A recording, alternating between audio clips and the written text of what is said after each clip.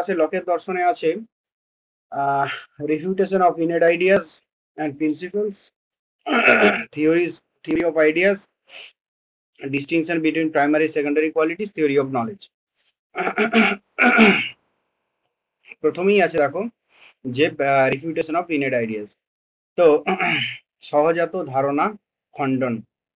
তো সহজাত ধারণা কাদের? তাহলে ওটা অবশ্যই বুদ্ধিবাদীদের। আমরা এতদিন পর্যন্ত সহজাত ধারণা নিয়ে অনেক আলোচনা করলাম, যে গত ক্লাসে মানে গতকাল এই কথাও বলেছিলাম যে ডেকার্তের মতে কিছু ধারণা সহজাত এবং লাইবনিজের মতে সকল ধারণাই সহজাত, কিন্তু লকের মতে কোনো ধারণাই সহজাত নয় বা ইনেট নয়, তাই তো?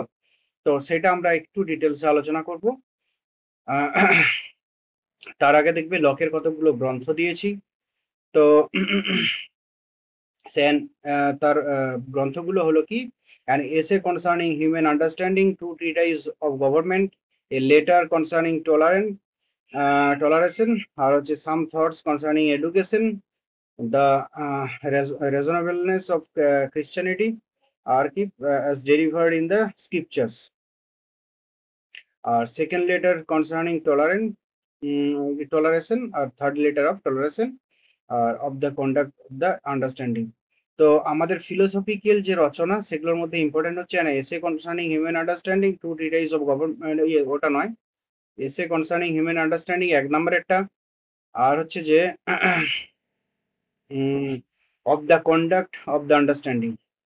এই দুটো খুব ইম্পর্টেন্ট আমাদের ফিলোসফির জন্য, একদম লাস্টেরটা এবং প্রথমেরটা। এরপর মাঝের গুলো অন্যান্য বিষয়ে। লককে কিন্তু লক একজন গুরুত্বপূর্ণ সোশ্যাল পলিটিক্যাল ফিলোসফারের মধ্যেও একজন, এবং সোশ্যাল পলিটিক্যাল বা সোশ্যাল পলিটিক্যাল সায়েন্স বলি, ওদের একটু আলাদা যেহেতু।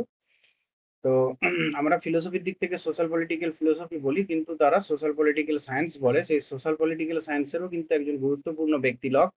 মাঝের লেখাগুলো টু ট্রিটাইজ অফ গভর্নমেন্ট, এই লেটার কনসার্নিং টলারেশন, আর সাম থটস কনসার্নিং এডুকেশন। এইটা হচ্ছে যে এডুকেশনেও লক আছে, তো এটা এডুকেশন শিক্ষা সংক্রান্ত।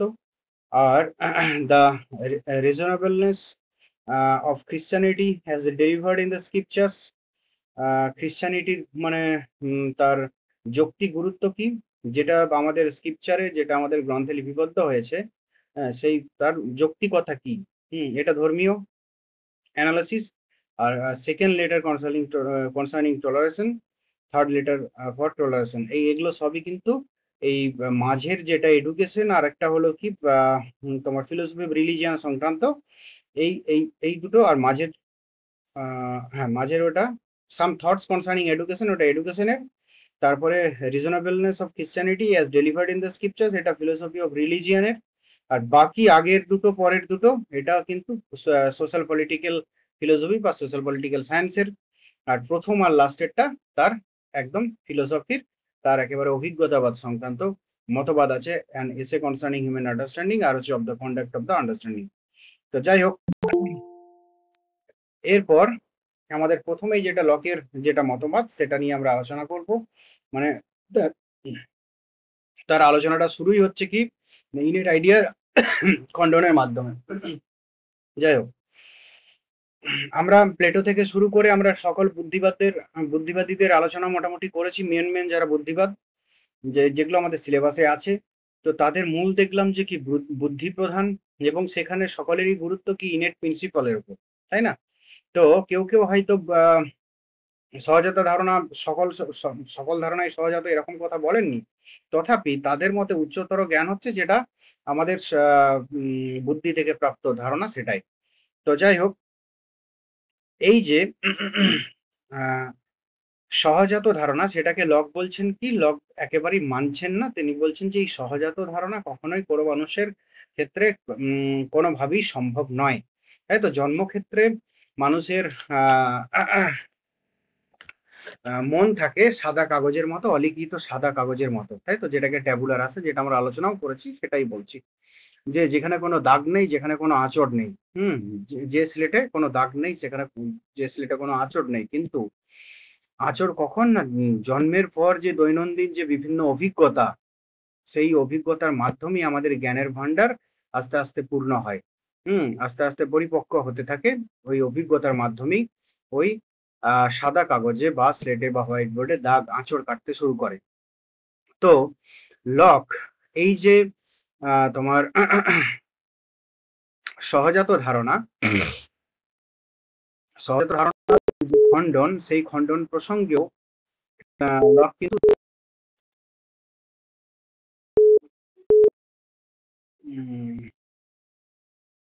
ঠিক আছে, সহজাত ধারণার খণ্ডন প্রসঙ্গেও কিন্তু লক দুটো পদ অবলম্বন করেন। এখানেও কিন্তু সদর্থক দিকে খণ্ডন করেন, আর একটা হচ্ছে কি নঙর্থক দিক। তো যাই হোক, তো এই যে সদর্থক দিক এবং একটি হচ্ছে নঙর্থক দিক। সদর্থক দিকে কোনটা থাকে না, সদর্থক দিকের মাধ্যমে তিনি অভিজ্ঞতাকেই জ্ঞানের একমাত্র উৎস হিসাবে গ্রহণ করেন, তাই তো। আর নঙর্থক দিকের মাধ্যমে অন্তর বা সহজাত ধারণার অস্তিত্ব অস্বীকার করেন, তাই তো। তো এই যে দুটো দিক, একটা দিক অভিজ্ঞতা কি জ্ঞানের একমাত্র উৎস, তার মতবাদ প্রতিষ্ঠা করলেন তিনি। সেই প্রতিষ্ঠা করতে গিয়ে তিনি কি সেখানে তার মতের বিরোধী মতবাদ কোনটা, সহজাত ধারণা সংক্রান্ত মতবাদ, যে মতবাদ জন্ম থেকে আমাদের মধ্যে আছে অভিজ্ঞতাবাদী হিসাবে। তার মত, তিনি একজন অভিজ্ঞতাবাদী হিসাবে তার এরকম মত স্বীকার করা অযৌক্তিক যে আমাদের জন্ম থেকেই সকল ধারণা বর্তমান আছে মনের মধ্যে। তো সেই মতবাদটাকে কি করেন, তিনি খণ্ডন করেন। সেই সহজাত ধারণা খণ্ডন প্রসঙ্গে তিনি অনেক যুক্তি দেন এবং যুক্তিগুলো আমরা পরপর আলোচনা করব এবং লাস্টে কিছু প্রশ্ন বিষয়ে আলোচনা করব যে কিছু কিছু ধারণা আমরা তাহলে পাই কি করে, সহজাত ধারণা যদি নাই থাকে। তো সেই প্রসঙ্গে আমরা আলোচনা করব। তো যাই হোক, আমরা প্রথম দ্বিতীয় তৃতীয় করে 1 2 3 4 করে আমরা এগোবো। প্রথমত, তো বুদ্ধিবাদীরা বলছেন কি মানুষের মধ্যে সহজাত ধারণা বর্তমান, জন্ম থেকেই সহজাত ধারণা কি, জন্ম থেকেই যে ধারণা নিয়ে আমরা জন্মাই সেটাকে বলা হয় সহজাত ধারণা। সেগুলো আমরা অনেক আলোচনা করেছি, সেগুলো আর কোনো ইন্ট্রো দিচ্ছি না ওই জন্য বিশেষ কিছু। তো তাহলে প্রশ্ন হলো কি, ঈশ্বর, নৈতিকতা, সামান্যতা ইত্যাদি ধারণাগুলি যদি সহজাত ধারণা হয় তাহলে তা সকল মানুষের মধ্যেই থাকবে। সহজাত ধারণা এরকম হলে তো হবে না যে এক মানুষের মধ্যে থাকবে এক মানুষের মধ্যে থাকবে না, সকল মানুষের মধ্যেই থাকা উচিত। বলছে তাহলে শিশু নির্বোধ নিরীশ্বরবাদী, তো তাদের অনেকের মতেই তো ঈশ্বরের ধারণা নেই, অনেকের মতেই অনেকের মনেই ঈশ্বরের ধারণা নেই, অনেকের মনেই নৈতিকতার ধারণা নেই, তাই তো। নির্বোধ, তাই তো, অবোধ বালক বলা হয়, শিশু, একেবারে শিশু। তারপরে পাগল, তাদের মনে কি এই ধারণাগুলো, তাহলে তাদের মনেও তো থাকা উচিত ছিল, তাহলে তাদের মনে কেন কেন নেই, তাই তো। তো তাহলে তারা এই প্রশ্নের উত্তর দিতে সমর্থ হবে না। এই ধরনের শিশু, নির্বোধ, বা তোমার নিঃস্ববাদী, এই ধরনের ম্যাড, পাগল, তাই তো। তো এছাড়া পৃথিবীতে আরো অনেক ধরনের মানুষ আছে যারা বনের মধ্যে থাকে, যারা ধরো আদিবাসী, মানে আদিবাসী অর্থে এরকম হয়তো কেউ কিছু মনে করো না যে ধরো আদিবাসী এখন ওই কনসেপ্টটা অনেক গ্রো করেছে, কিন্তু এমন অনেক আছে। আমি জয়পুরের ছেলে, বাঁকুড়ার ছেলে, ওখানে এখনো অনেক আদিবাসী আছে যারা কিন্তু এই ধরো একেবারে পুরোপুরি ধরো সভ্য বলা যায় না, কেননা তারা পুরোটাই জঙ্গলে কাটায়, জঙ্গলের মধ্যেই কাটে। তাদের অল্প কিছু প্রয়োজনীয়তা, বেশিরভাগ খাদ্য সংগ্রহ, বেশিরভাগটাই তারা জঙ্গল থেকেই করে। তো এরকম অর্থে বোঝানো হয়েছে যারা আদিবাসী। তো তাহলে তারা এখনো যারা সভ্য সমাজে অভ্যস্ত নয়, বা ধরো আরেকটা বলি, সব থেকে ভালো আন্দামানের একটা দ্বীপে, তোমরা তো জানো, বেশিরভাগই জানো যে তারা একটা দ্বীপ আছে যেখানে মানুষ তারা, কিন্তু তারা এখন পুরোপুরি মানে 1% সভ্যতার আলো দেখেনি বা সভ্যতাতে তারা আসতেও চাইছে। তো তাহলে তাদেরকে আমরা কি বলবো, তাদের মধ্যেও কি এই ধরনের ঈশ্বর, নৈতিকতা, সামান্যতা ইত্যাদি কনসেপ্টগুলো আছে? যদি সহজাত ধারণা এগুলো যদি সহজাত ধারণা হয় তাহলে সকল মানুষের মধ্যেই থাকা উচিত। তাহলে এক মানুষের মধ্যে থাকবে আর এক মানুষের মধ্যে থাকবে না, সেগুলো তো ঠিক নয়, তাই তো। তাহলে অন্তর বা সহজাত ধারণা বলে কিছু নেই। দ্বিতীয়ত,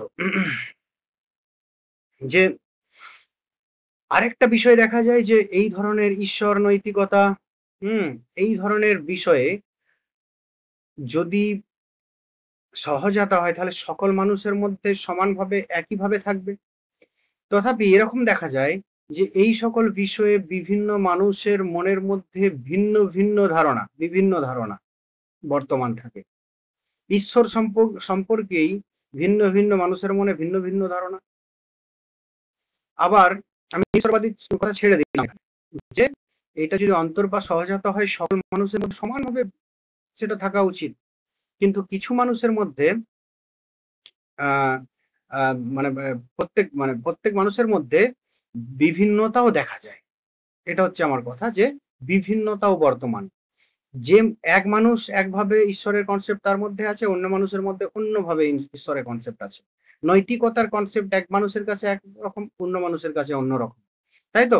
এক মানুষের কাছে যেটা ভালো বলে বিবেচিত হবে, অন্য মানুষের কাছে সেটা মন্দ বা খারাপ বলে বিবেচিত হতে পারে।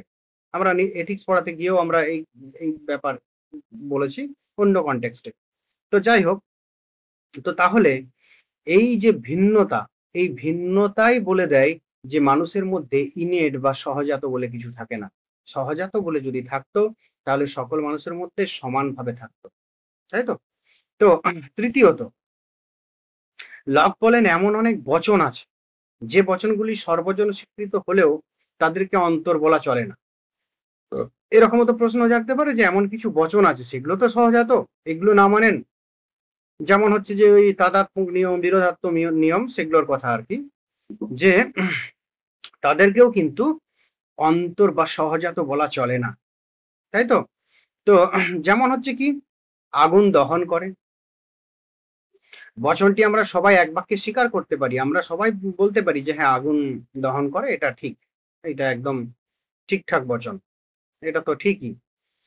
কিন্তু তা যে সহজাত বা অভিজ্ঞতা নিরপেক্ষ তা আমরা স্বীকার করতে বাধ্য নই। আমাদেরকে তা বলে কি ওটা অভিজ্ঞতা নিরপেক্ষ এবং সহজাত জন্ম থেকেই জানি, সেটা আমাদেরকে স্বীকার করতে হবে তার কোনো মানে নেই। কেন? ঠিক একইভাবে বলছি, ঠিক একইভাবে প্রত্যেক ঘটনারই একটি কারণ আছে। এ সত্যটিও যে সর্বজনীন তাতে কোনো সন্দেহ নেই, কিন্তু এই ধারণাটি যে সহজাত তা নিশ্চিতভাবে বলা যাবে না। কেন বলা যাবে না? এই দুটো ক্ষেত্রেই আগুন দহন করে বা প্রত্যেক ঘটনারই একটি কারণ আছে, কার্যকারণ সম্পর্কের ভিত্তিতে। তো এটাকে, এই দুটো কি পুরোপুরি যে বলা যাবে না যে এটা সহজাত ধারণা, অভিজ্ঞতা নিরপেক্ষ। কেননা আগুন দহন করে, আগুন দহন করতে গেলে তার একটা বিশেষ নির্দিষ্ট পরিস্থিতি প্রয়োজন হয়, তবেই দহন করে, তাই তো? অনেক কিছু বস্তু আছে যেগুলোকে আগুন দহন করতে পারে না, তাহলে সেখানে আমি কি বলবো? তাহলে এই সূত্রটা খাটবে না। আবার প্রত্যেক ঘটনারই একটি কারণ আছে, কার্যকারণ সম্পর্কে তো তোমরা জানো যে নানা মুনির নানা মত, অনেকে কার্যকারণের মধ্যে একটা সম্পর্ক স্বীকার করে, আবার কার্যকারণের মধ্যে কেউ সম্পর্ক স্বীকার করে না, তারা বলেন পাশাপাশি ঘটে। এবং আমরা অভ্যস্ত হয়ে পড়ি বলে আমরা বলি যে এই কারণ থেকে এই কার্য ঘটছে, তাহলে এই নিয়েও সংশয় আছে। তাহলে যদি সহজাত হতো তাহলে কোনো সংশয় থাকতো না, প্রত্যেক মানুষের মধ্যেই থাকতো এই ধারণাটা জন্ম থেকে। তাহলে এটা 3 নম্বর গেল। 4 নাম্বার লকের বিরোধিতা বুদ্ধিবাদীদের সহজাত ধারণা প্রসঙ্গে, সেটা কি, যে লক বলছেন বহু ক্ষেত্রে দেখা যায় ইনেট প্রিন্সিপাল গুলি অন্তর হলেও তা সার্বিক হয় না। অনেক ক্ষেত্রে দেখা যায় ইনেট প্রিন্সিপাল বা সহজাত তোমার কি বলবো নিয়মগুলো, সেগুলো কি, সেগুলো অন্তর হলেও সার্বিক হয় না। সেগুলো হয়তো অন্তর বলছে যে অন্তর থেকে আসছে, কিন্তু সার্বিক নয়, সকল মানুষের মধ্যে সমানভাবে সেগুলো থাকে না।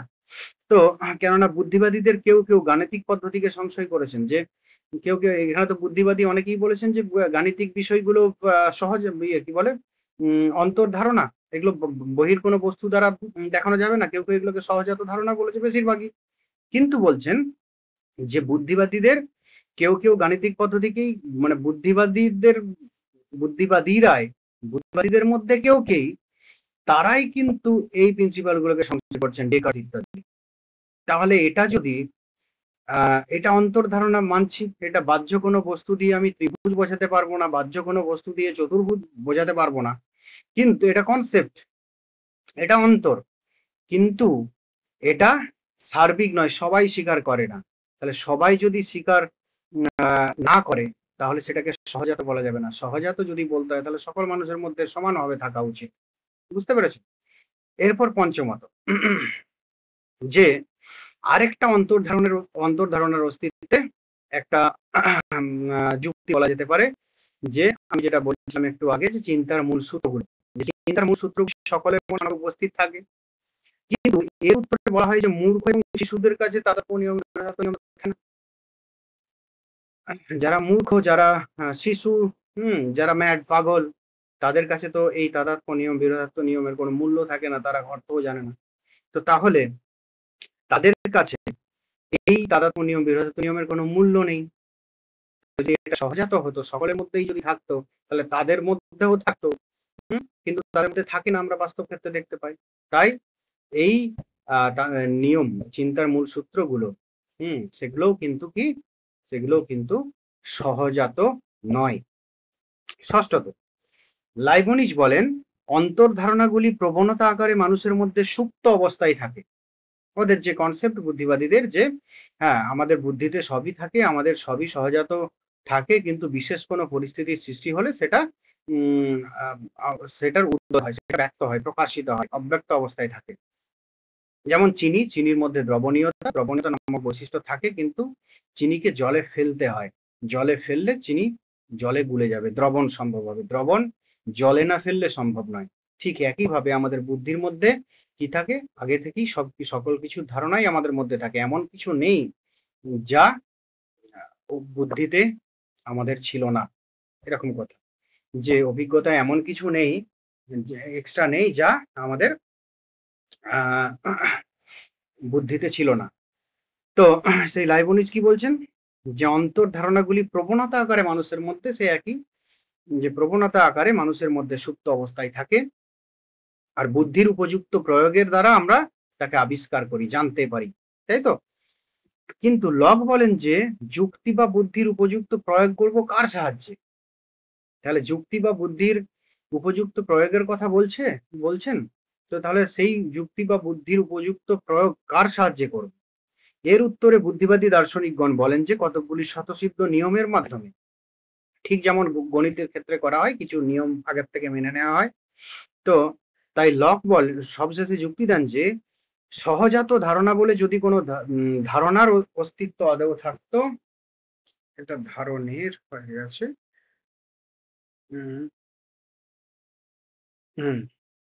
সহজাত ধারণা বলে যদি কোনো ধারণার অস্তিত্ব আদৌ থাকতো, তাহলে জ্ঞানার্জনের স্বাভাবিক যে প্রক্রিয়া তা পাল্টে যেত। স্বাভাবিক প্রক্রিয়া কি? যে সাধারণত আমরা কোনো কিছু সার্বিক সূত্র গ্রহণ করার আগেই বিশেষ বিশেষ বচনের অস্তিত্ব মেনে নিই, তাই তো? এছাড়া আমরা এমন অনেক আবশ্যিক ও বৈধ বচনের সঙ্গে পরিচিত হই, যাদের এর আগে আমরা কখনো জানতাম না। নতুন নতুন বচন আমরা জানি, শিখি, এবং পূর্ব প্রশিক্ষণ ছাড়া যাদের জানা সম্ভব নয়। কিছু বচন, কিছু অভিজ্ঞতা আমরা লাভ করি কি, যে মানে যেগুলো আমাদের পূর্ব প্রশিক্ষণ ছাড়া সেগুলো সম্ভব নয়। মানে কিছু বচন অভিজ্ঞতা নয়, কিছু বচন, কিছু সিদ্ধান্ত বচন, কিছু সিদ্ধান্ত আমরা জানতে পারি কি করে না, যেগুলো আমাদের অভিজ্ঞতার দ্বারাই সম্ভব হয়। আমাদের পূর্ব অভিজ্ঞতা ছাড়া সেগুলো জানা সম্ভব হয় না। আমাদের কোনো সার্বিক সূত্রের আগে আমরা বিশেষ বিশেষ বচনের অস্তিত্ব মেনে নিই, বা বিশেষ বিশেষ কিছু কথা আমাদেরকে আগে মেনে নিতে হয়, তারপর সেই সম্পর্কে সার্বিক নিয়ম মানতে হয়।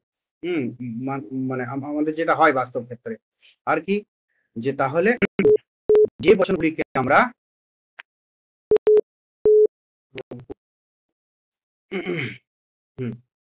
কি বলছিলাম, হ্যাঁ, যে বচনগুলিকে আমরা সত্য বলে ধরে নিই, তা যে সত্য কি করে প্রমাণিত হবে?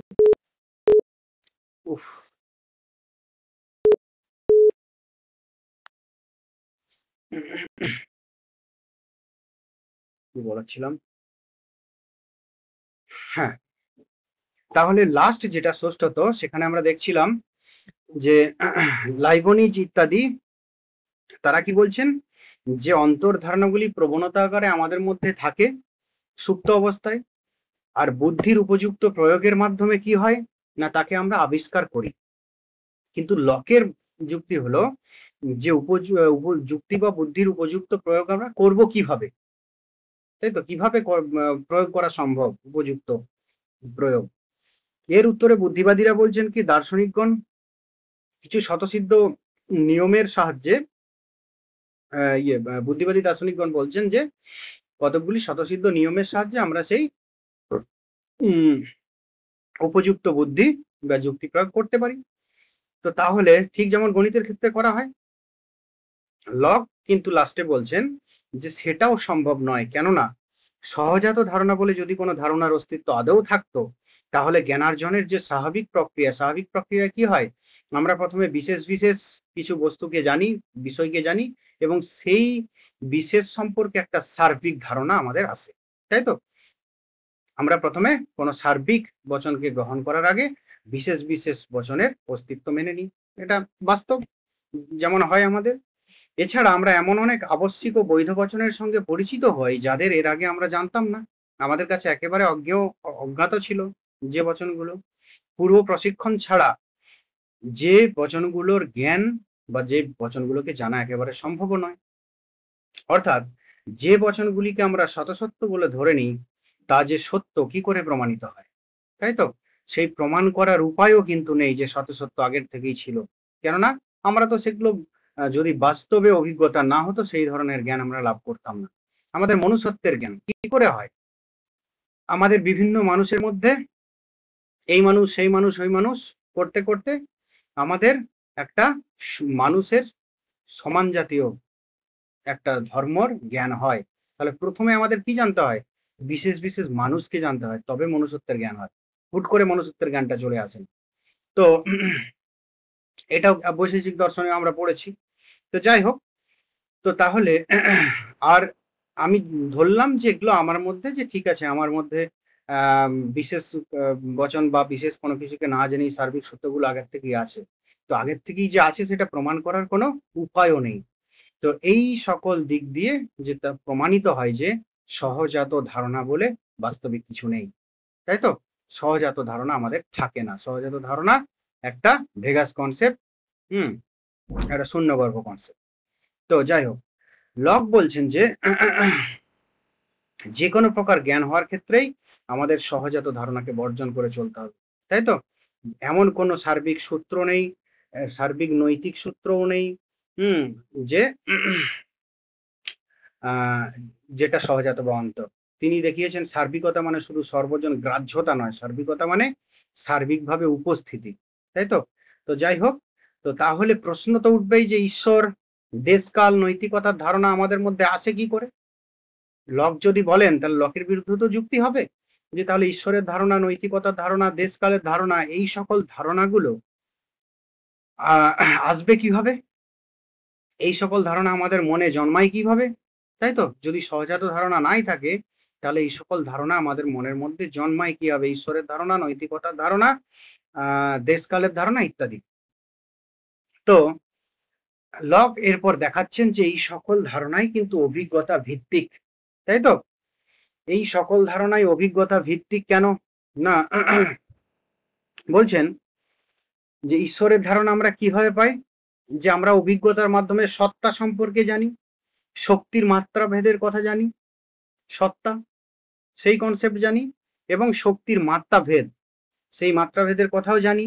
এই মাত্রাগত ভিন্নতা থেকে আমাদের অভিজ্ঞতার পরিধিকে বিস্তৃত করতে করতে এমন ধারণা গঠন করতে পারি যে তিনি হচ্ছেন সর্বোচ্চ মাত্রা, তিনি সর্বজ্ঞানী, তিনি কি সর্বশক্তিমান, তিনি হচ্ছেন ঈশ্বর। তো তাহলে সর্বোত্তম, সর্বোচ্চ স্থানে যে থাকে সেই হচ্ছে ঈশ্বর। এভাবে দেশকালের ধারণা সম্পূর্ণ অভিজ্ঞতা ভিত্তিক, কেননা খণ্ডদেশ এবং খণ্ডকালের অভিজ্ঞতা তো আমাদের হয়। তাহলে খণ্ডদেশ থেকে অভিজ্ঞতাকে বিস্তৃত করে বৃহত্তর খণ্ডদেশ, আরো বৃহত্তর খণ্ডদেশ, এইভাবে অভিজ্ঞতাকে বিস্তৃতি ঘটিয়ে দেশের ধারণা লাভ করি। এইভাবে কালের ধারণা, তাই খণ্ডকাল, খণ্ডকাল থেকে আরেকটু বৃহৎ খণ্ডকাল, আরো বৃহৎ খণ্ডকালের থেকে আরো বৃহৎ খণ্ডকাল, এইভাবে করতে করতে আমরা কালের ধারণা লাভ করি। নিত্যতার ধারণা তাহলে কিভাবে লাভ করি? নিত্যতার ধারণা আমরা খণ্ডকাল থেকে লাভ করি, তাই তো? সেটাকে বাড়াতে বাড়াতে যখন অসীম জায়গায় নিয়ে যাই, যখন তখন কি নিত্যতার ধারণা লাভ করি। এইভাবে কাল সম্পর্কের নিরিখে অসীমতার ধারণা লাভ করা যায় বা লাভ করা হয়, লাভ করি। তো যাই হোক, তাহলে কি মূল সিদ্ধান্ত লকের যে আলোচনা, যে সহজাত ধারণা সম্ভব নয়। তার অনেকগুলো যুক্তি দিয়েছেন। তিনি বলছেন সহজাত ধারণা যদি সকল মানুষের মধ্যে বর্তমান থাকে, তাহলে কি শিশু, নির্বোধ, নিঃস্ববাদী তাদের মধ্যে বর্তমান থাকবে, কিন্তু তাদের মধ্যে তো বর্তমান থাকে না। তাহলে সহজাত ধারণা কিছু মানুষের মধ্যে থাকবে, কিছু মানুষের মধ্যে থাকবে না, তাহলে সেটা সহজাত হতে পারে না। দ্বিতীয়, যে এমন হতে পারে যে তোমার ঈশ্বর, নৈতিকতা ইত্যাদি কি যে ধারণাগুলো সহজাত ধারণা, সেগুলো সেগুলো বিভিন্ন মানুষের মধ্যে ভিন্ন ভিন্ন ভাবেও দেখা যায়। কিন্তু সহজাত ধারণা যদি হয় তাহলে সকল মানুষের মধ্যে সমানভাবেই একইভাবে সেগুলো দেখা যাওয়ার কথা, দেখতে পাওয়ার কথা। একই ধারণার থাকার কথা, কিন্তু ভিন্ন ভিন্ন ধারণা, ভিন্ন ভিন্ন মত পোষণ করেন ভিন্ন ভিন্ন মানুষ এই একই ধারণা সম্পর্কে। তৃতীয়ত, লক বলেন কি এমন অনেক বচন আছে যেগুলো কি সর্বজন স্বীকৃত হলেও অন্তর বলা চলে না, তাই তো? যেমন আগুন দহন করে, প্রত্যেক ঘটনার একটি কারণ আছে, কেননা এগুলোরও ব্যতিক্রম হতে পারে, এগুলোও সংশয় হতে পারে। আর যেখানে সংশয় যদি থাকে, সার্বিক যদি না হয়, তাহলে সহজাত হতে পারে না। ঠিক একইভাবে যে কিছু অন্তর, কিছু ধারণা আমাদের আছে, কিন্তু সেগুলো সার্বিক নয়, সার্বিক যদি না হয় সহজাত বলা যেতে পারে না। যেমন গাণিতিক জ্যামিতিক পদ্ধতি বুদ্ধিবাদীরা নিজেরাই সংশয় করেছেন, তাহলে সেটাকে আমরা সহজাত ধারণা কি করে বলবো? সহজাত ধারণা হলে সংশয়ের প্রসঙ্গ আসতো না। পঞ্চমত, যে এরকম বুদ্ধিবাদীরা বলেন যে চিন্তার মূল সূত্রগুলো সেগুলো হচ্ছে সহজাত ধারণা, বলছে না ওগুলোও সহজাত ধারণা। কেননা এই যে চিন্তার মূল সূত্রগুলো, এগুলোও তো সকল মানুষের মধ্যে পরিষ্কার নয়। একটা মানুষ শিখছে এগুলো সম্পর্কে, জানছে, একটা নির্দিষ্ট এজে আসছে, জ্ঞানের বিকাশ ঘটছে, তখন এগুলো তার কাছে যৌক্তিক। কিন্তু তার আগে শিশু, পশু, ম্যাড ব্যক্তির কাছে এগুলো অযৌক্তিক, তাহলে এগুলো সহজাত হতে পারে না। আরেকটা বলছে যে কি বলে, বুদ্ধির উপযুক্ত প্রয়োগের মাধ্যমে কি হয় না সহজাত ধারণা লাভ করা যায়। কিন্তু লক বলছেন কি সেই বুদ্ধির উপযুক্ত প্রয়োগটা কি, সেটা নিয়ে পরিষ্কার কোনো মত নেই, পরিষ্কার কোনো ধারণা নেই। কেননা আমরা প্রকারান্তরে উল্টোটাই বুঝি। কি উল্টোটাই বুঝি? যে সার্বিক কোনো সূত্র লাভ করতে গেলে বিশেষ বচন গুলোর অস্তিত্ব মেনে নিতে হবে, বিশেষ বচন থেকে সার্বিকে যেতে হবে। হুট করে আমি সার্বিকে যেতে পারি না, তাহলে অভিজ্ঞতার প্রয়োজন হচ্ছে বিশেষ বচনগুলো জানার জন্য, তারপরে সার্বিক। আবার কি যে আবার অনেক এরকম আবশ্যিক বৈধ বচনের সঙ্গে পরিচিত হয় যাদের আগে জানতাম না। পূর্ব প্রশিক্ষণ ছাড়া জানাও সম্পূর্ণ প্রশিক্ষণ মানে কি অভিজ্ঞতা ছাড়া জানা সম্ভব না। তো এই ভিত্তিতে বলা হচ্ছে কি না আমাদের অভিজ্ঞতায় কি অভিজ্ঞতার মাধ্যমেই কি সম্ভব না আমাদের ধারণা বা জ্ঞান সম্ভব। সহজাত ধারণা বলে কিছু নেই, তাহলে অভিজ্ঞতা একমাত্র আমাদের জ্ঞানের উৎস। এছাড়াও এর পরেও প্রশ্ন হয় যে তাহলে ঈশ্বর, দেশকাল, নৈতিকতার কনসেপ্ট কি করে এলো? না ঈশ্বরের কনসেপ্ট আমরা কি হবে না আমরা সত্তা সম্পর্কে জানি, আমরা শক্তির মাত্রা ভেদের কথা প্রসঙ্গও জানি বা কথা জানি। সেই শক্তির মাত্রা বৃদ্ধি করতে করতে আলটিমেট পর্যায়ে আমরা যে যখন বলি কি যিনি সর্বোচ্চ স্থানে, সর্বোচ্চ শক্তিমান, সর্বোত্তম, তিনি কি ঈশ্বর। দেশকাল, খণ্ডদেশ, খণ্ডকাল থেকে আমাদের অভিজ্ঞতা বৃদ্ধি করতে করতে আরেকটু বড় খণ্ডদেশ, আরেকটু বড় খণ্ডদেশ করতে করতে আমরা দেশকাল, আদি অনন্ত যে দেশকাল, তার কনসেপ্টের কথা পাই। নিত্যতার ধারণা কিন্তু সেই খণ্ডকাল থেকে আমরা নিত্যতার ধারণায় লাভ করি। যাই হোক, তো তাহলে লকের আমরা প্রথম যেটা যে সহজাত ধারণা খণ্ডন সেটা আমরা জানলাম, তাই তো? এরপর যেটা প্রতিরূপী বস্তুবাদ আর মুখ্য গুণ এবং গৌণ গুণের খণ্ডনটা আগে পড়ে নি। এটাই হচ্ছে যে লকের প্রতিরূপী বস্তুবাদের মূল কথা। তো প্রতিরূপী বস্তুবাদ প্রসঙ্গে এটা পড়াবো, সেটাই ভালো। তো দেখো সরল বস্তুবাদ কি না একেবারে যেটা একদম প্রাথমিক সাধারণ মানুষের যে মতবাদ বক্তব্য, সেটা হচ্ছে কি যে তোমার সরল বস্তুবাদ। যে সরল বস্তুবাদের মূল বক্তব্য কি এই জগৎ হলো সস্থিত, এই জগৎ আমাদের জন্মের আগের থেকেই আছে। আমাদের থাকা বা না থাকার উপর এই জগতের কিছু এসে যায় না। আমরা বিশেষ বিশেষ আমরা মানুষ, পশু, পাখি, বিভিন্ন বস্তু আমরা এই জগতে নির্দিষ্ট সময়ে আসি, আবার চলে যাই, কিন্তু তাতে জগতের কিছু যায় আসে না। জগৎ সস্থিত জগৎ, চিরন্তন জগৎ। জগতের কোনো মানে তাতে কিছু যায় আসে না, জগতের তাতে কোনো প্রভাব পড়ে না। তো এটা হচ্ছে সরল বস্তুবাদের মূল বক্তব্য।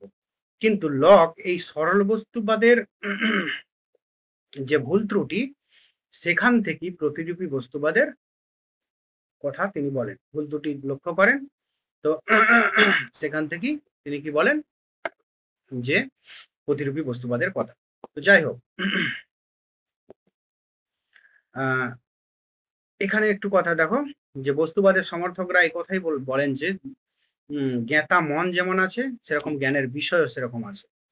তো উভয়ের স্বতন্ত্র অস্তিত্ব আছে। বস্তুবাদ হলো ভাববাদের বিরোধী মতবাদ। ভাববাদ অনুসারে জ্ঞাতা মনের অস্তিত্ব থাকলেও জ্ঞানের বিষয় মন নিরপেক্ষভাবে স্বতন্ত্র অস্তিত্ব নেই। জ্ঞানের বিষয় এবং জ্ঞাতা মনের জ্ঞানের বিষয় জ্ঞাতা মনের ভাববাদ ধারণা মাত্র।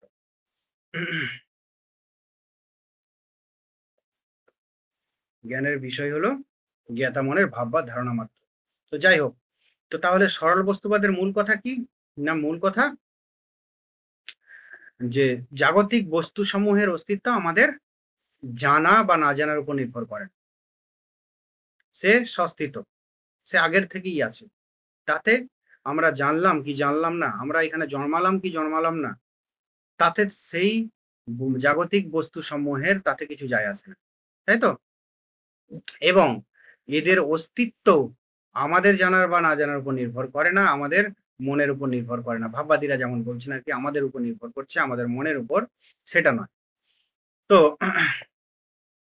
লকের যে প্রতিরূপ বস্তুবাদ, লক কি বলছেন, এই সরল বস্তুবাদ থেকে এগিয়ে তিনি কি বলছেন, যে আমরা এই জাগতিক বস্তুকে জানি কিভাবে, প্রতিরূপের মাধ্যমে জানি। আমরা জাগতিক বস্তুকে সরাসরি ডাইরেক্টলি জানতে পারি না, আমরা জানি কিসের মাধ্যমে, প্রতিরূপের মাধ্যমে জানি, তাই তো। প্রতিরূপ, তাহলে আমরা বস্তুর প্রতিরূপ মানে বস্তুকে প্রতিরূপের মাধ্যমে জানি কথা বলছি, তাহলে সেই প্রতিরূপটা কি বলছি, সেগুলো গুণ। আমরা যে কোনো বস্তুকে জানি কিছু গুণের মাধ্যমে, তাই তো, কিছু গুণের মাধ্যমে। তো যে কোনো বস্তুকেই যদি আমরা ঠিকঠাক ভাবে বিশ্লেষণ করি, তাহলে কি আমরা পাবো কি, কিছু গুণ পাবো, তাই তো। বস্তুকে আমরা সরাসরি জানতে পারি না, তাই তো। এই জন্য লকের মতে দ্রব্য বলেছিলাম, যে লকের মতে দ্রব্য হলো কি, যে দ্রব্য হলো কি আমি জানি না, তাই তো। যে দ্রব্য মানে কি আমি জানি না, বস্তু মানে কি আমি জানি না। আমি জানি কি, আমার কাছে কোনগুলো আমার কাছে ধরা দেয়, যেগুলো আমার কাছে একজন অভিজ্ঞতাবাদী দার্শনিক হিসাবে অবশ্যই তার কাছে অভিজ্ঞতায় যা প্রাপ্ত হবে সেটাই তাকে মানতে হবে, তার বাইরে তো কিছু মানতে পারে না। অভিজ্ঞতার বাইরে সায়েন্স, সায়েন্স আর দর্শনের পার্থক্য হলো যে সায়েন্স অভিজ্ঞতায় যা পাবে সেটাই মানতে হবে, কিন্তু দর্শনের এরকম কোনো সীমাবদ্ধতা নেই। সেই জন্য দর্শন চিন্তা দেয়, চিন্তা ভাবনা দেয় কে না, দর্শন। আর সেটা প্রয়োগ করে কে, সায়েন্স। কেননা সায়েন্স আমাদের ইন্দ্রিয়ে যা পাওয়া যাবে তার বাইরে যেতে পারে না, তার বাইরে ভাবতে পারে না। তো যাই হোক, তো এই যে সরল বস্তুবাদের ভুল ত্রুটি রক্ষার জন্য লক কি করলেন, প্রতিরূপী বস্তুবাদের উদয় ঘটালেন। কেন না, অভিজ্ঞতাবাদকে আরো শক্ত করার জন্য। তার মতবাদটা কি অভিজ্ঞতাবাদী, তিনি অভিজ্ঞতাবাদী, তার মতবাদটা অভিজ্ঞতাবাদ।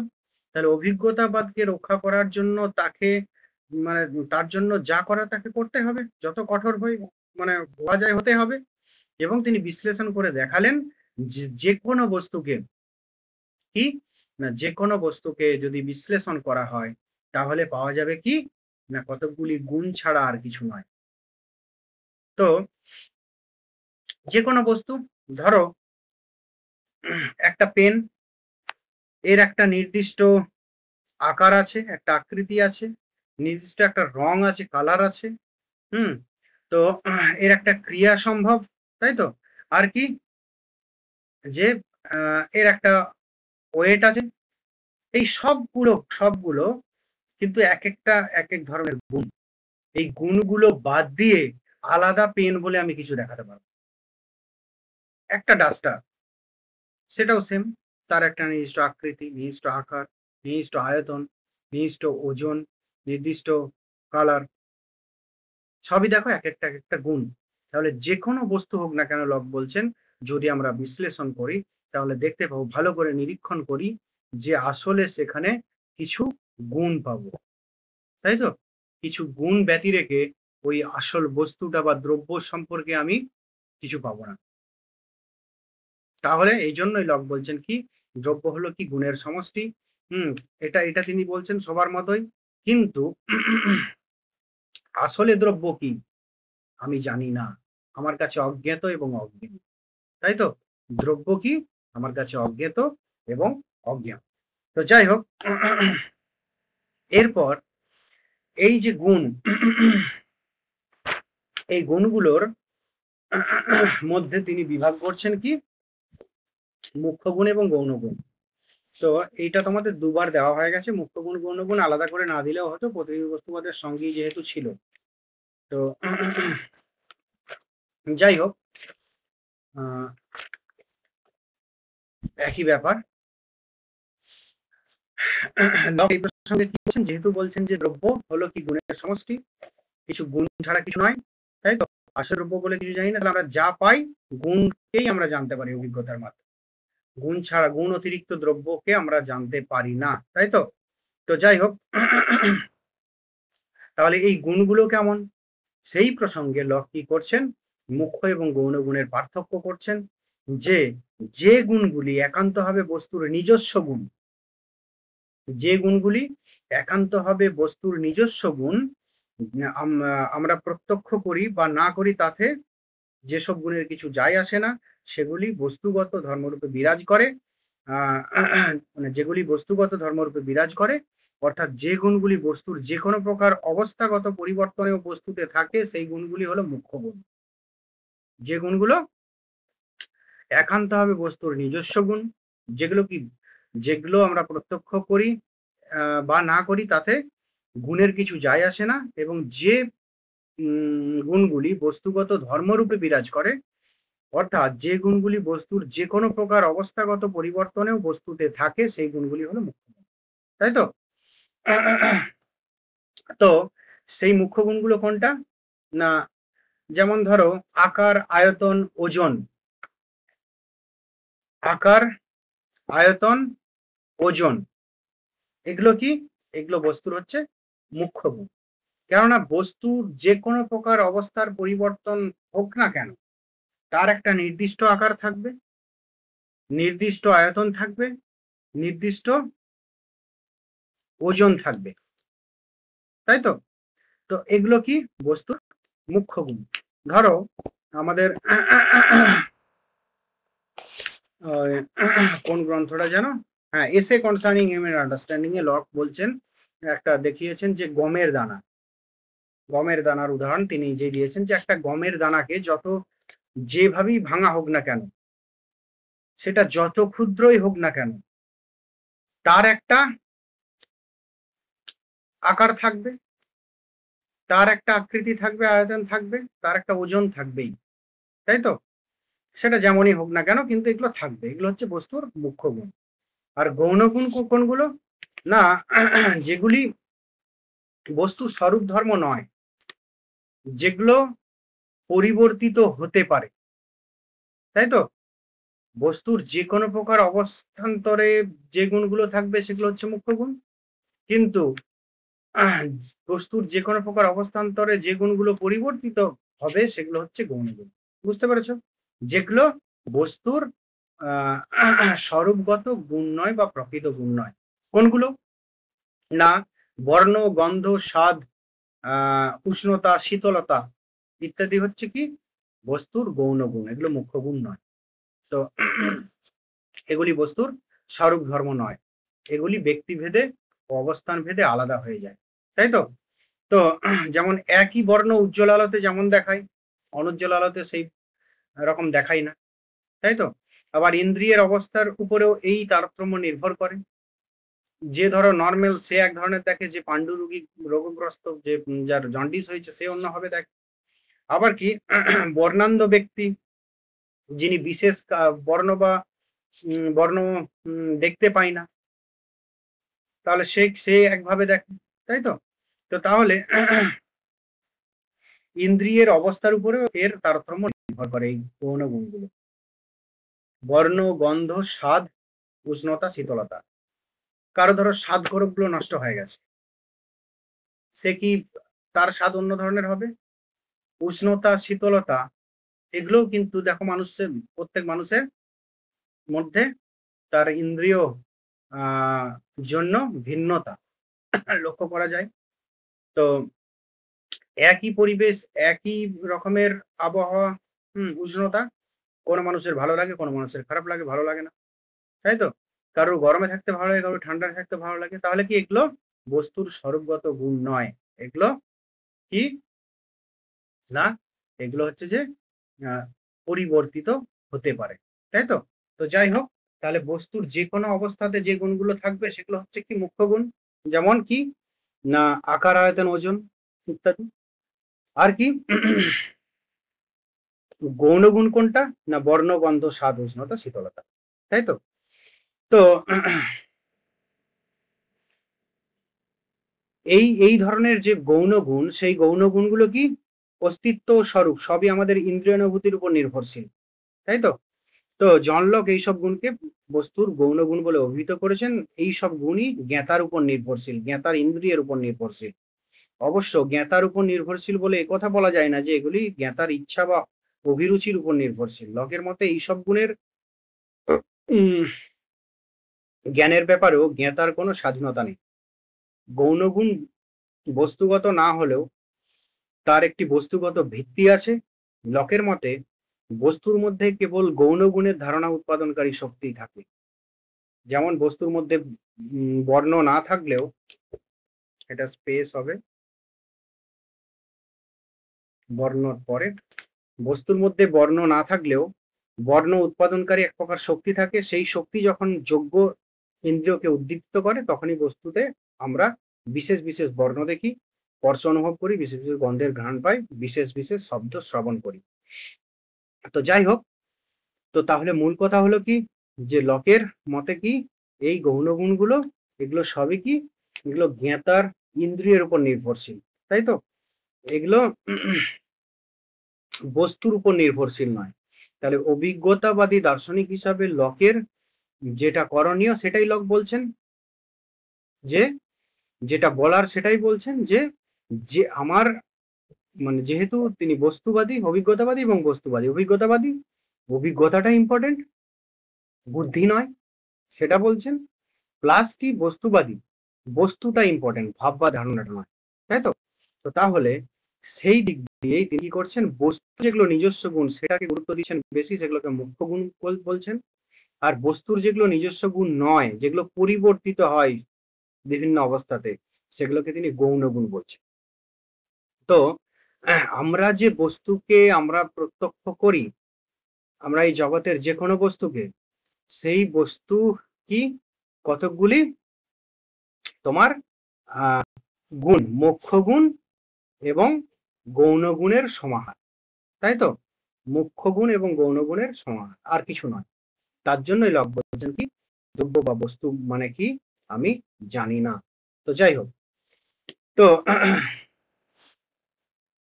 লক্ষণীয় যে জ্ঞানের ক্ষেত্রে জ্ঞাতা ছাড়া লক দুটি বিষয় স্বীকার করেছেন, প্রতিরূপ বা ধারণা, আর প্রতিরূপের উৎস হিসাবে বস্তু। তাহলে লক কি করেছেন, জ্ঞাতা ছাড়া, জ্ঞানের ক্ষেত্রে জ্ঞাতার একজন প্রয়োজন আছে, আমি, জ্ঞাতা না থাকলে জ্ঞান লাভ কে করবে? আর জ্ঞাতা ছাড়া অপর দুটি বিষয় স্বীকার করা হয়েছে, সেগুলো কি, সেগুলো হচ্ছে প্রতিরূপ বা ধারণা, আর প্রতিরূপের উৎস হিসাবে বস্তু। প্রতিরূপের উৎস হিসাবে বস্তু, এই দুটো জিনিস স্বীকার করা হয়েছে। কিন্তু বস্তুকে ডাইরেক্টলি আমরা জানতে পারি না, বস্তুকে আমরা জানি কিসের দ্বারা, এই প্রতিরূপগুলির মাধ্যমে, তাই তো? তো ডাস্টার যদি বিশ্লেষণ করি কতগুলো ধারণা তোমার ছাড়া আর কিছু নয়। তাহলে এই ধারণা ব্যতি রেখে ডাস্টার বলে অপর কিছু নেই। এই দুটি স্বীকৃতির উপর প্রতিরূপী বস্তুবাদ প্রতিষ্ঠিত বলে একে অনেক সময় জ্ঞানতাত্ত্বিক দ্বৈতবাদ বলা হয়। এই লকের মতবাদকে অনেক সময় জ্ঞানতাত্ত্বিক দ্বৈতবাদ বা অভিজ্ঞতিক দ্বৈতবাদ এরকম বলা হয়। যাই হোক, তো এরপর প্রশ্ন কি, যে লকের মতে বস্তুর গুণের জ্ঞান পরোক্ষভাবে লাভ করা যায়, কিন্তু বস্তুর জ্ঞান কিভাবে লাভ করা যায়? লক বলেন বস্তুকে সাক্ষাৎ হবে বা পরোক্ষভাবে কোনোভাবে জানা সম্ভব নয়, যেটা বললাম একটু আগে, কেননা বস্তুকে আমরা ধারণার মাধ্যমেই জানি।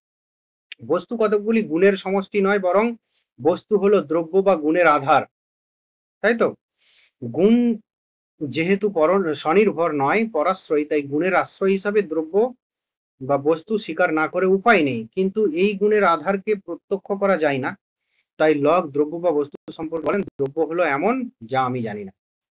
কেননা এখানেও দেখো, অভিজ্ঞতাবাদী দার্শনিক হিসাবে তাকে এরকমই সিদ্ধান্ত করতে হবে যেটা তিনি অভিজ্ঞতায় পাচ্ছেন। যেটা তিনি অভিজ্ঞতায় পাচ্ছেন না বা পাবেন না, সেরকম সিদ্ধান্ত তাকে করা যাবে না। তাহলে এই আলোচনার ক্ষেত্রেও তিনি দেখলেন কি, গুণ ছাড়া অপর কিছু পাচ্ছি না।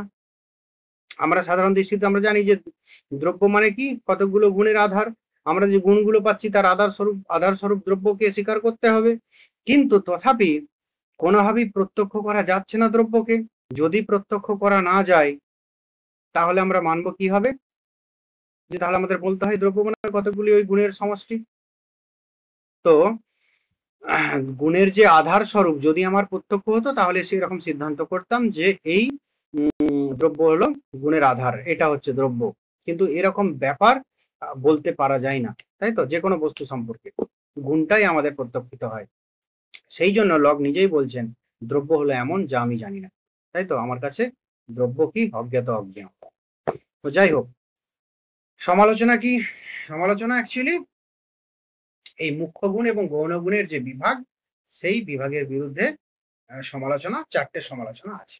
তো কি কি না, প্রথমত মুখ্য গুণগুলি যেমন বিস্তৃতি, ঘনত্ব, সংখ্যা, গতি, স্থিতি, আকৃতি, আয়তন। মুখ্য গুণগুলি কোনগুলো না, বিস্তৃতি, ঘনত্ব, সংখ্যা, গতি, স্থিতি, আকৃতি, আয়তন প্রভৃতি আমরা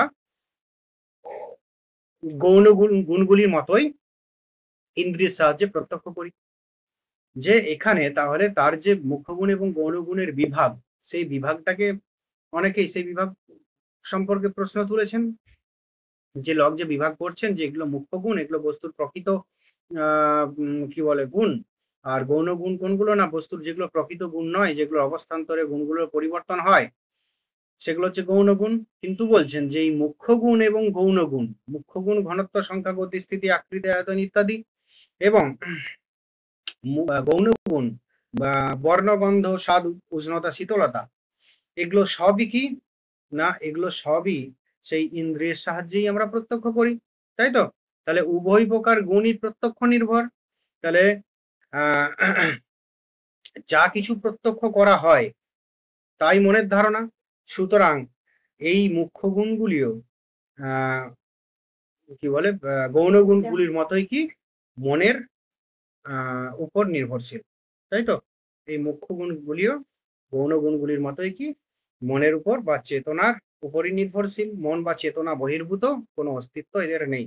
তাহলে দুটোর যেহেতু মূলত তাহলে এক, দুটো কি আমরা কি ইন্দ্রিয়ের সাহায্যে প্রত্যক্ষ করি। উভয় প্রকার গুণই যেহেতু প্রত্যক্ষ নির্ভর, যা কিছু প্রত্যক্ষ হয় তাই মনের ধারণা। তাহলে উভয় প্রকার গুণই যেহেতু প্রত্যক্ষ হয়, তাহলে উভয় প্রকার গুণই হলো মনের ধারণা। তাহলে এই মুখ্য এবং এই দুটি মনের উপর নির্ভরশীল, তাই তো? চেতনা বহির্ভূত, এদের কোনো অস্তিত্ব নেই। তাহলে এই দুটো গুণকে আলাদা করতে পারা যায় না প্রকৃতপক্ষে। দ্বিতীয় কি না, গৌণ গুণগুলি যে একজনের কাছে একরকম, তেমনি মুখ্য গুণগুলিও কি আমরা বিভাগটা করেছিলাম কি হিসাবে, যে মুখ্য গুণগুলো কি বস্তুর স্বভাব ধর্ম, বস্তুর বিভিন্ন অবস্থান্তরে এর পরিবর্তন হয় না। আর গৌণ গুণগুলো কি বস্তুর স্বরূপ ধর্ম নয়, এগুলো বস্তুর অবস্থার পরিবর্তনের সঙ্গে সঙ্গে এই গৌণ গুণগুলোরও পরিবর্তন ঘটে। তো এখানে বলা হচ্ছে গৌণ গুণগুলি যে একজনের কাছে একরকম, তেমনি মুখ্য গুণগুলিও এক একজনের কাছে এক এক রকম। কেমন না, একই খাদ্য কারো কাছে সুস্বাদু, কারো কাছে বিস্বাদ, তাই তো? আকর হয়ে গেছে, এটা হচ্ছে আকার। আকার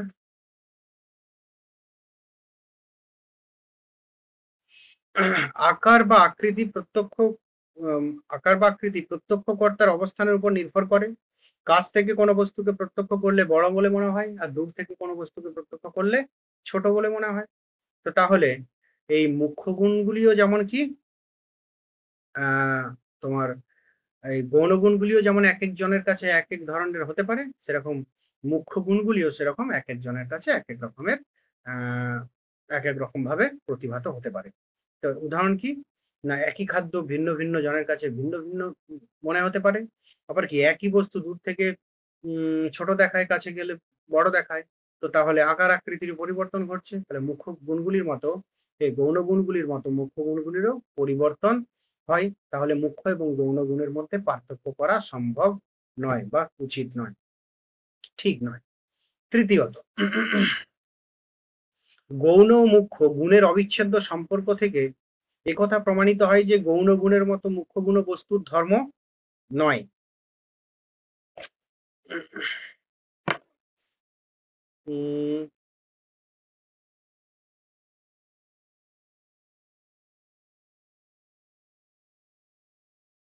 দাঁড়াও, এটা একটু দেখে নি, বাক্যটার মনে হচ্ছে গোলমাল আছে।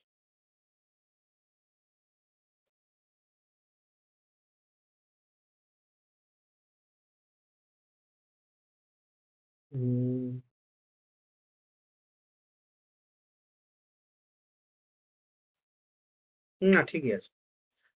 ওটা 9টা হবে কি হবে না, ঠিক আছে।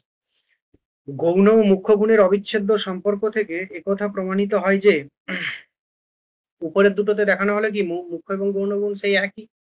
প্রথমটাতে দেখানো হয়েছিল কি যে ইয়ে কি বলে, মুখ্য গুণগুলির মতো গৌণ গুণগুলির মতো মুখ্য গুণগুলিও ইন্দ্রিয়ের সাহায্যে আমরা প্রত্যক্ষ করি। তাহলে দুটোই যেহেতু ইন্দ্রিয় নির্ভর, তাহলে দুটোই মনের ধারণা, তাহলে আমাদের দুটোর মধ্যে কোনো পার্থক্য নেই। দ্বিতীয় আমরা দেখিয়েছিলাম কি যে গৌণ গুণগুলি আমরা বলি যে এক একজনের কাছে এক এক রকম ভাবে ধরা দেয়। তো সেরকম গৌণ গুণগুলির মতো মুখ্য গুণগুলিও কিন্তু এক একজনের কাছে এক এক ভাবে ধরা দেয়। খাদ্য বা গাছের উদাহরণ দিয়ে আমরা দেখালাম। তৃতীয়ত দেখানো হচ্ছে কি, মানে তৃতীয় আপত্তি, যে গৌণ ও মুখ্য উভয় মুখ্য গুণের অবিচ্ছেদ্য সম্পর্ক থেকে একথা প্রমাণিত হয় যে, মানে উপরের দুটো থেকে আমরা বলছি কি মুখ্য গুণ এবং গৌণ গুণ অবিচ্ছেদ্য সম্পর্ক যুক্ত। দুটি মনের ধারণা, দুটি কি পরিবর্তনশীল, মানে তাদের মধ্যে অবিচ্ছেদ্য সম্পর্ক বর্তমান। তাদের অবিচ্ছেদ্য সম্পর্ক থেকে একথা প্রমাণিত হয় যে গৌণ গুণের মতো মুখ্য গুণ বস্তু ধর্ম নয়। গৌণ গুণকে বস্তুর স্বরূপ ধর্ম বলা হচ্ছে না, মুখ্য গুণকে বলা হচ্ছিল। তো তাহলে যদি গৌণ গুণকে বলা হয় যে বস্তুর স্বরূপ ধর্ম নয়, তাহলে মুখ্য গুণকেও বলতে হবে যে বস্তুর স্বরূপ ধর্ম নয়। কেননা দুটো গুণের মধ্যে পার্থক্য কিছু থাকছে না, আগের দুটো যুক্তি দেখানো হয়েছে। তাহলে গৌণ গুণের মতো মুখ্য গুণও কি বস্তু ধর্ম নয়, তাই তো? তাই মুখ্য গুণ যদি গৌণ গুণকে ছাড়া না থাকতে পারে এবং গৌণ গুণ যদি ব্যক্তি নির্ভর হয়, তবে মুখ্য গুণও ব্যক্তি নির্ভর হতে বাধ্য। কি বলা হলো যে মুখ্য গুণ ব্যক্তি নির্ভর যদি, তাহলে গৌণ গুণ ব্যক্তি নির্ভর হতে বাধ্য। বর্ণ ও আকার অবিচ্ছেদ্য, বর্ণকে বাদ দিয়ে আকার থাকতে পারে না, অর্থাৎ বর্ণহীন আকার হয় না। কারণ বাক্যের মতে আকার মানেই হলো কোন বর্ণ কতটা জায়গায় রয়েছে তার সীমারেখা। টেবিল, কলসি, প্রাণী যার আকারই হোক না কেন, তাদের বিস্তৃতি কখনোই বর্ণহীন হতে পারে না। বর্ণ আর আকার অবিচ্ছেদ্য, একে থাকতে পারে না। তো তাহলে মুখ্য গুণগুলো মুখ্য গুণগুলো কি না বস্তু ধর্ম নয়। গৌণগুণ যদি ব্যক্তি নির্ভর হয়, তবে মুখ্য গুণ কি ব্যক্তি নির্ভর হয়ে যাবে, এক এক ব্যক্তির উপর নির্ভর করবে আর কি। তো যাই হোক, যেমন বর্ণ বর্ণ আকার কি, এটা হচ্ছে মুখ্য গুণ, একটা প্রথমে একটা গৌণ গুণ, তারপর একটা মূল। কিন্তু বর্ণ আকার একে অপরকে ছেড়ে কখনো থাকতে পারে না, তাই তো? আকারহীন বর্ণ বা বর্ণহীন আকার এটা হতে পারে না।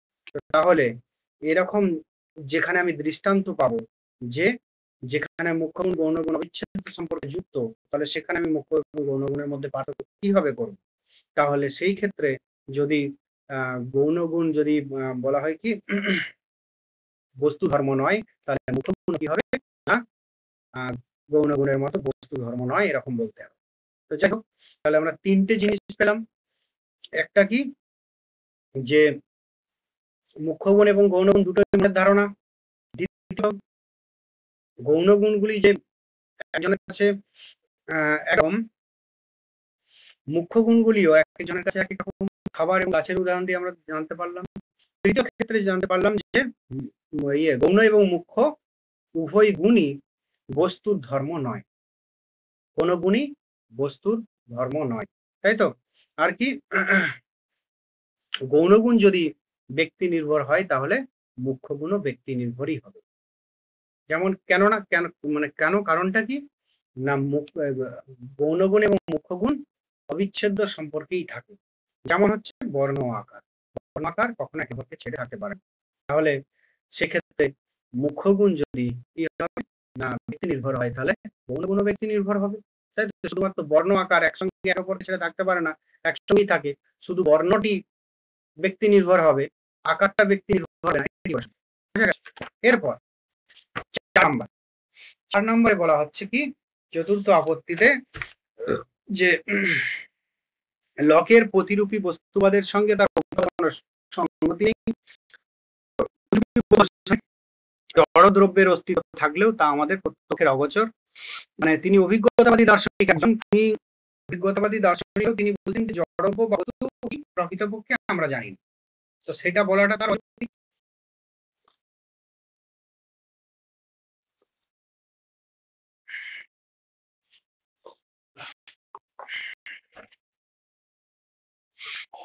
লক প্রতিরূপী বস্তুবাদের সঙ্গে তার অভিজ্ঞতাবাদের কোনো সঙ্গতি নেই।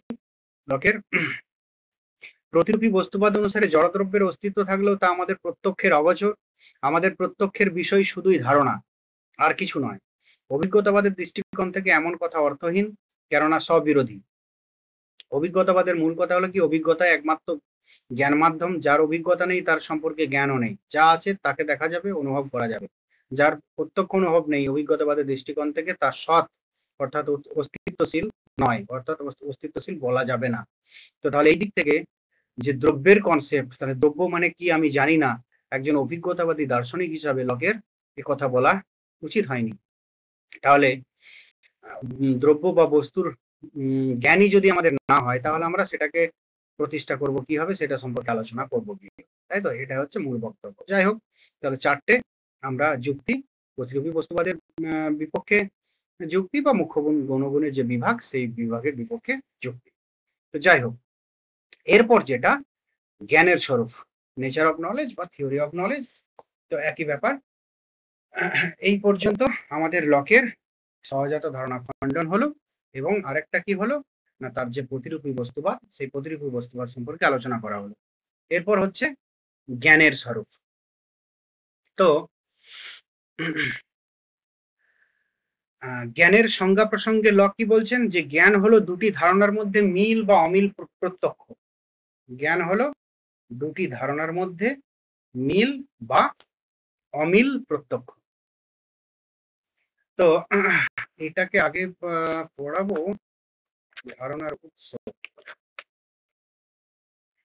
আচ্ছা, অল্প করে আগে বলে দিই, ধারণার উৎসটা আগে বললে এটা সুবিধা হতো, আমারও ভুল হয়েছে আগে দিই।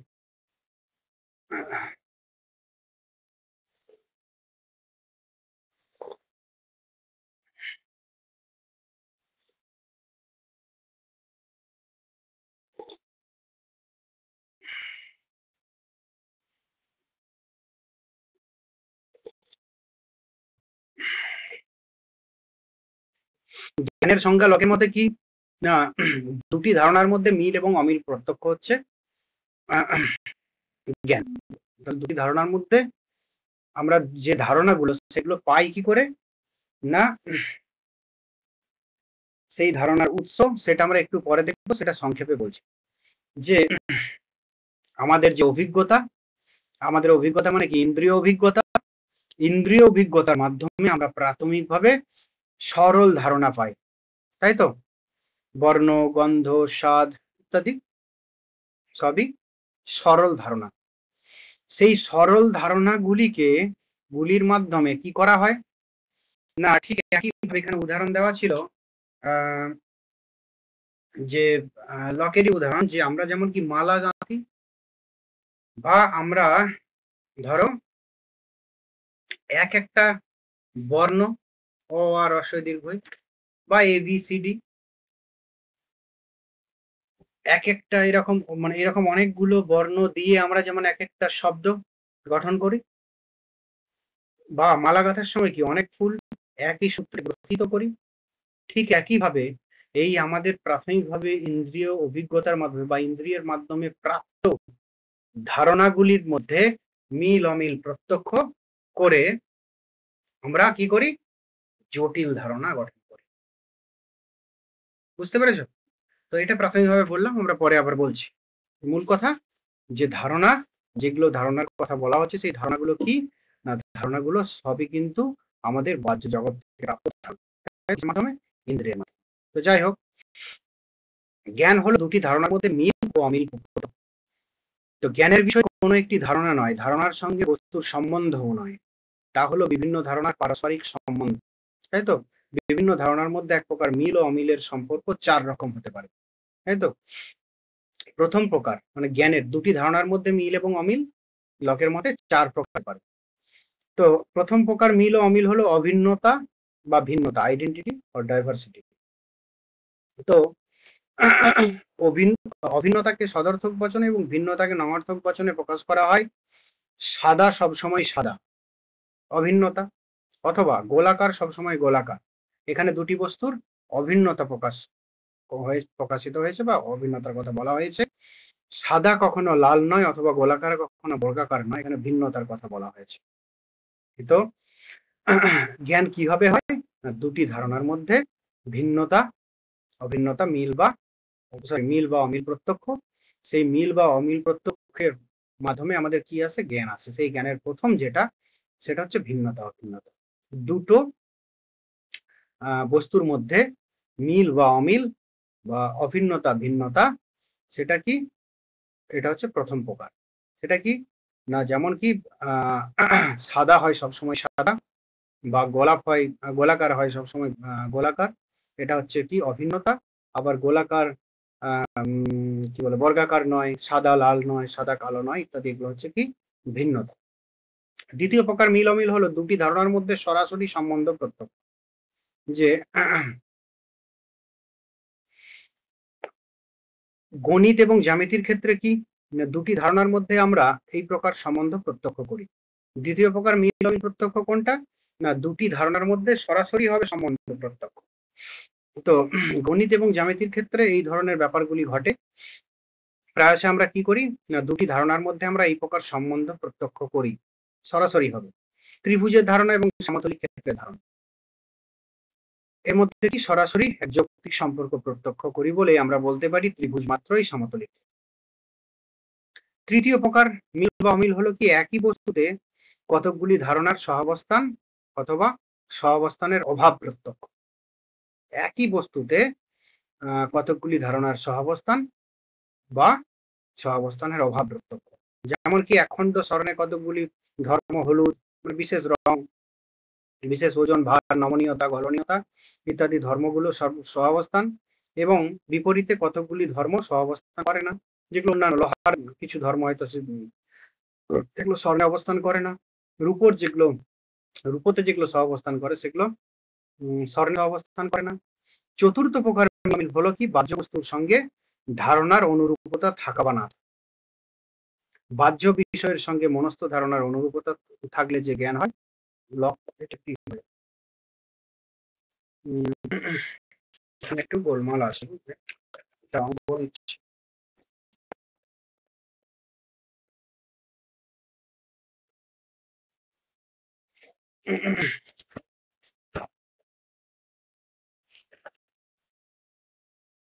প্রথম প্রকারটার উদাহরণ আছে অভিন্নতা, দ্বিতীয় প্রকার, তৃতীয় প্রকারও আছে। তৃতীয় প্রকারের এটা হচ্ছে যে নিচে নেমে গেছে, এটা একই লাইনে থাকবে।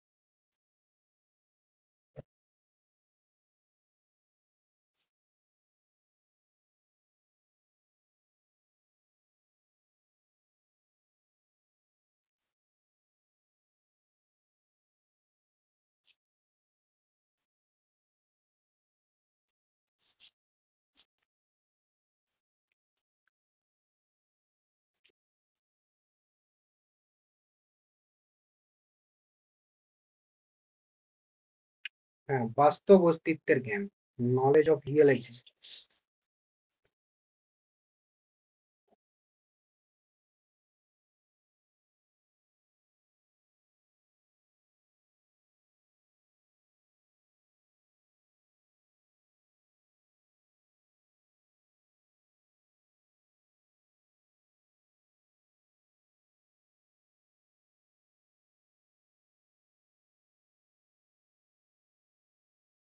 হ্যাঁ, চতুর্থ প্রকার মিল ও অমিল হলো কি, বাহ্য বস্তুর সঙ্গে ধারণার অনুরূপতা থাকা বা না থাকা।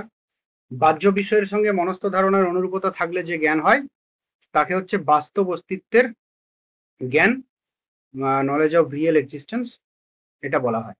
তো তাহলে প্রথম থেকে যদি আমরা দেখি যে তাহলে আমাদের যে জ্ঞান, সেই জ্ঞান হওয়া মানে কি, দুটি বস্তুর মধ্যে মিল এবং অমিল প্রত্যক্ষণ। সেই মিল এবং অমিলের সম্পর্ক চার রকমের হতে পারে। তাহলে চার রকমের এই মিল অমিলের সম্পর্ক দিয়েই কিন্তু জ্ঞান আমাদের হয়। আমাদের যত প্রকার জ্ঞান আছে, প্রথম প্রকার জ্ঞান হলো কি, অভিন্নতা ভিন্নতা। তো অভিন্নতাকে সদর্থক বচনে এবং ভিন্নতাকে নবার্থক বচনে প্রকাশ করা হয়। সাদা সব সময় সাদা, গোলাকার সব সময় গোলাকার। এটা কি দুটি ধারণার অভিন্নতা প্রকাশ করেছে। আবার কি সাদা কখনো লাল নয় বা গোলাকার কখনো বর্গাকার নয়, এটা কি ভিন্নতার কথা বলা হয়। দ্বিতীয় প্রকার মিল অমিল হচ্ছে কি, দুটি ধারণার মধ্যে সরাসরি হবে সম্বন্ধ প্রত্যক্ষণ, যেমন ত্রিভুজের ধারণা এবং সামতলিক ক্ষেত্রের ধারণা। এর মধ্যে সরাসরি হবে এক যৌক্তিক সম্পর্ক প্রত্যক্ষ করি বলেই আমরা বলতে পারি কি ত্রিভুজ মাত্রই সমতলিক ক্ষেত্র। তৃতীয় প্রকার মিল এবং অমিল হলো কি, একই বস্তুতে কতগুলি ধারণার সহাবস্থান বা সহাবস্থানের অভাব প্রত্যক্ষ। সহাবস্থানও হতে পারে একই বস্তুতে অনেকগুলো ধারণার, এবং সহাবস্থানের অভাবও হতে পারে।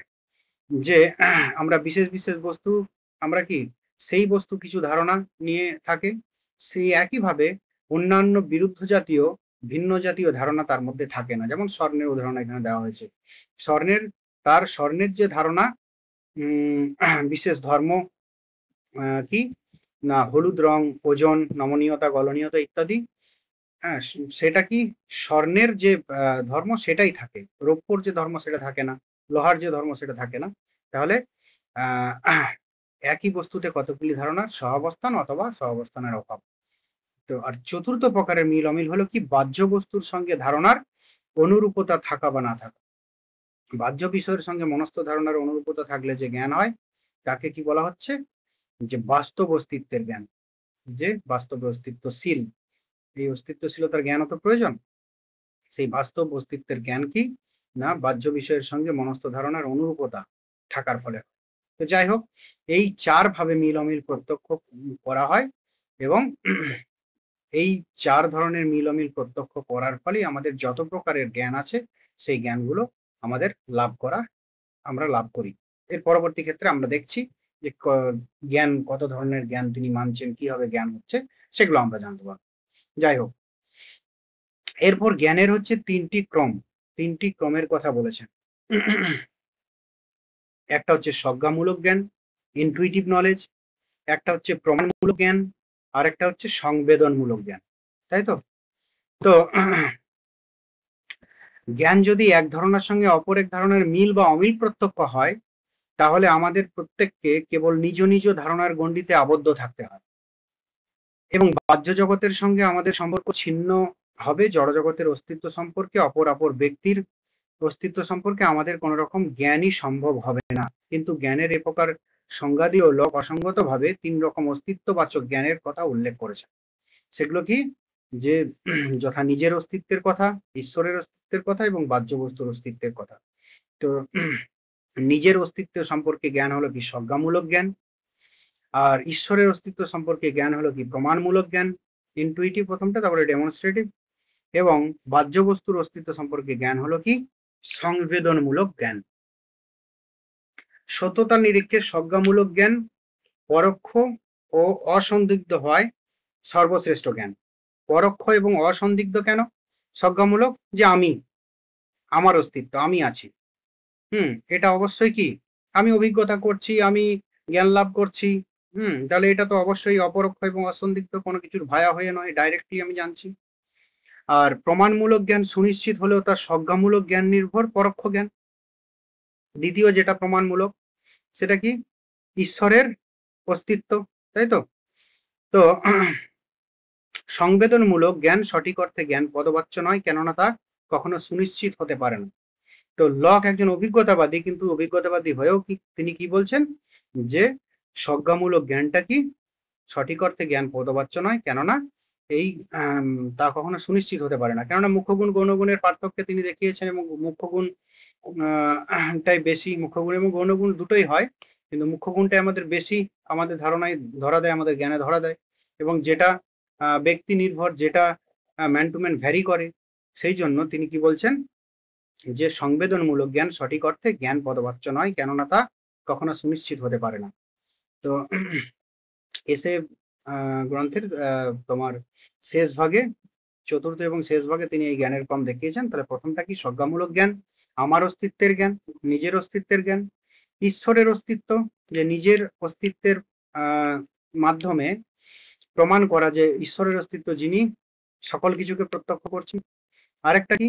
সংবেদনমূলক, আমি যে ডাইরেক্টলি প্রত্যক্ষ করছি বাহ্য বস্তুকে, সেই বাহ্য বস্তুর প্রত্যক্ষের ফলে যে জ্ঞান হচ্ছে, সেটা হচ্ছে সংবেদনমূলক জ্ঞান। তো যাই হোক, এখানেও বলেছিলাম যে লকেরও একটা বিষয় আছে, যে তিনি অভিজ্ঞতাবাদী, চরম অভিজ্ঞতাবাদী, তথাপি কিন্তু ঈশ্বরের অস্তিত্ব স্বীকার করে নিয়েছেন। তো যাই হোক, সজ্ঞামূলক যেটা হচ্ছে নিজের অস্তিত্বের জ্ঞান, প্রমাণমূলক ঈশ্বরের জ্ঞান, এবং সংবেদনমূলক যেগুলো হচ্ছে যে বাহ্য বস্তুর, বাহ্য জগতের যে জ্ঞান। তো যাই হোক, এরপর হচ্ছে ধারণার উৎস। লকের মতে ধারণার উৎস, লকের মতে কি হবে? ধারণা আমাদের মনে আসে। তো যাই হোক, সরল এসে গ্রন্থের প্রথম ভাগে তিনি এই বিষয়ে আলোচনা করেছেন, যে কি মানুষের মন থাকে কি জন্মকালে পুরো ফাঁকা, শূন্য। মানে শূন্য মানে কি? ফাঁকা, অলিখিত সাদা কাগজের মতো, ট্যাবুলার রাসা, কোনো আঁচড় থাকে না। যত অভিজ্ঞতা হয় তাদের মধ্যে কি আঁচড় বা দাগের সংখ্যা বাড়তে থাকে বা বাড়ে। তো তিনি এই অভিজ্ঞতাবাদ প্রসঙ্গে বলেন কি, যে জন্মলগ্নে মানুষের মন থাকে একটা সাদা কাগজের মতো, যার মনের ধারণা গ্রহণের সামর্থ্য থাকলেও কোনো ধারণাই সেই সময় জন্মকালে থাকে না।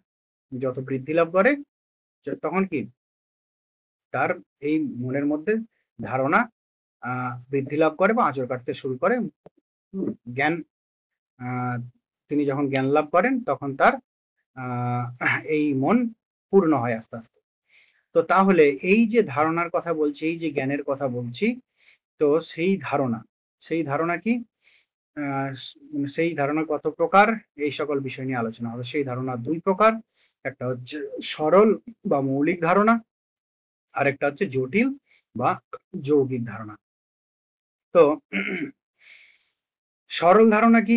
ওই যে বলছিলাম যে আমরা ধারণাগুলো কিসের মাধ্যমে পাই? বাহ্য বস্তু, আমাদের ওই মনোবিদ্যাতে যেমন পড়িয়েছি, যে ওয়েস্টার্ন ফিলোসফার, তো সেই কথাই বলবেন যে বাহ্য বস্তু ইন্দ্রিয়গুলোকে উদ্দীপিত করলে আমাদের মনে এক এক ধরনের প্রাথমিকভাবে ধারণা সৃষ্টি হয়। সেটা কি? সেগুলি সব সরল ধারণা। তো এই সরল ধারণাই হচ্ছে সকল জ্ঞানের উৎস, সকল জ্ঞানের প্রথম এবং প্রধান উৎস এই সরল ধারণা। এই সরল ধারণাগুলিকে বিভিন্নভাবে একে অপরের সঙ্গে জুড়ে, একে অপরের সঙ্গে মিলমিল প্রত্যক্ষ করে, একে অপরের সঙ্গে ভিন্নতা, একে অপরের সঙ্গে জুড়ে এইভাবে কি হয়, জটিল বা যৌগিক ধারণার সৃষ্টি করা হয়। যাই হোক, এখান থেকে একটু একটু করে মূল কথাগুলো পড়ি। যে জ্ঞানের উপাদান হলো ধারণা, কাজেই জ্ঞানের উৎস সন্ধানে ধারণার উৎস সন্ধান করতে হয়। জন্মলগ্নের ধারণা শূন্য মনের ধারণা উৎপত্তি হয়। তাহলে কিভাবে এই জন্মলগ্নের ধারণা শূন্য মনের মধ্যে ধারণার উৎপত্তি কিভাবে হয়? প্রশ্নের উত্তরে লক একটিমাত্র শব্দ ব্যবহার করে বলেন, অভিজ্ঞতার মাধ্যমে। অভিজ্ঞতাই সমস্ত জ্ঞানের ভিত্তি।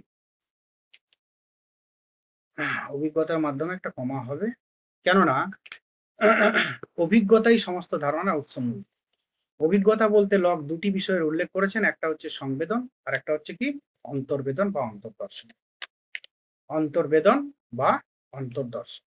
তো তাহলে জ্ঞানের যে ধারণা শূন্য যে মন, সেই মনে ধারণার মানে প্রবেশ ঘটবে কি হবে না অভিজ্ঞতা। এরপর প্রশ্ন হচ্ছে তাহলে লকের মতে অভিজ্ঞতা কি না অভিজ্ঞতা তোমার বলতে তিনি বুঝিয়েছেন সংবেদন এবং অন্তর্বেদন বা অন্তর্দর্শন। সেন্সেশন আর রিফ্লেকশন, পারসেপশন নয় বা ইন্ট্রোস্পেকশন নয়।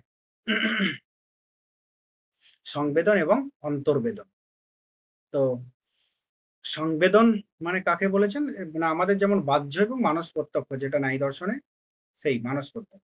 সংবেদন বহির্বেদন, আর অন্তর্বেদন অন্তরের যে সুখ দুঃখাদি ইত্যাদি তার যে সংবেদন আর কি, সেটাকে অন্তর্বেদন। আর বাইরের রূপ রস গন্ধ আকার আকৃতি ইত্যাদির যে আমাদের ধারণা, সেটা সংবেদন লব্ধ।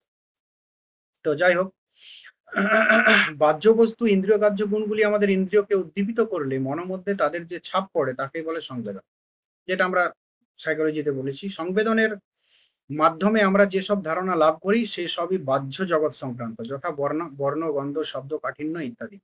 সেটা মুখ্যগুণ গৌণগুণ যাই হোক না কেন, সবই।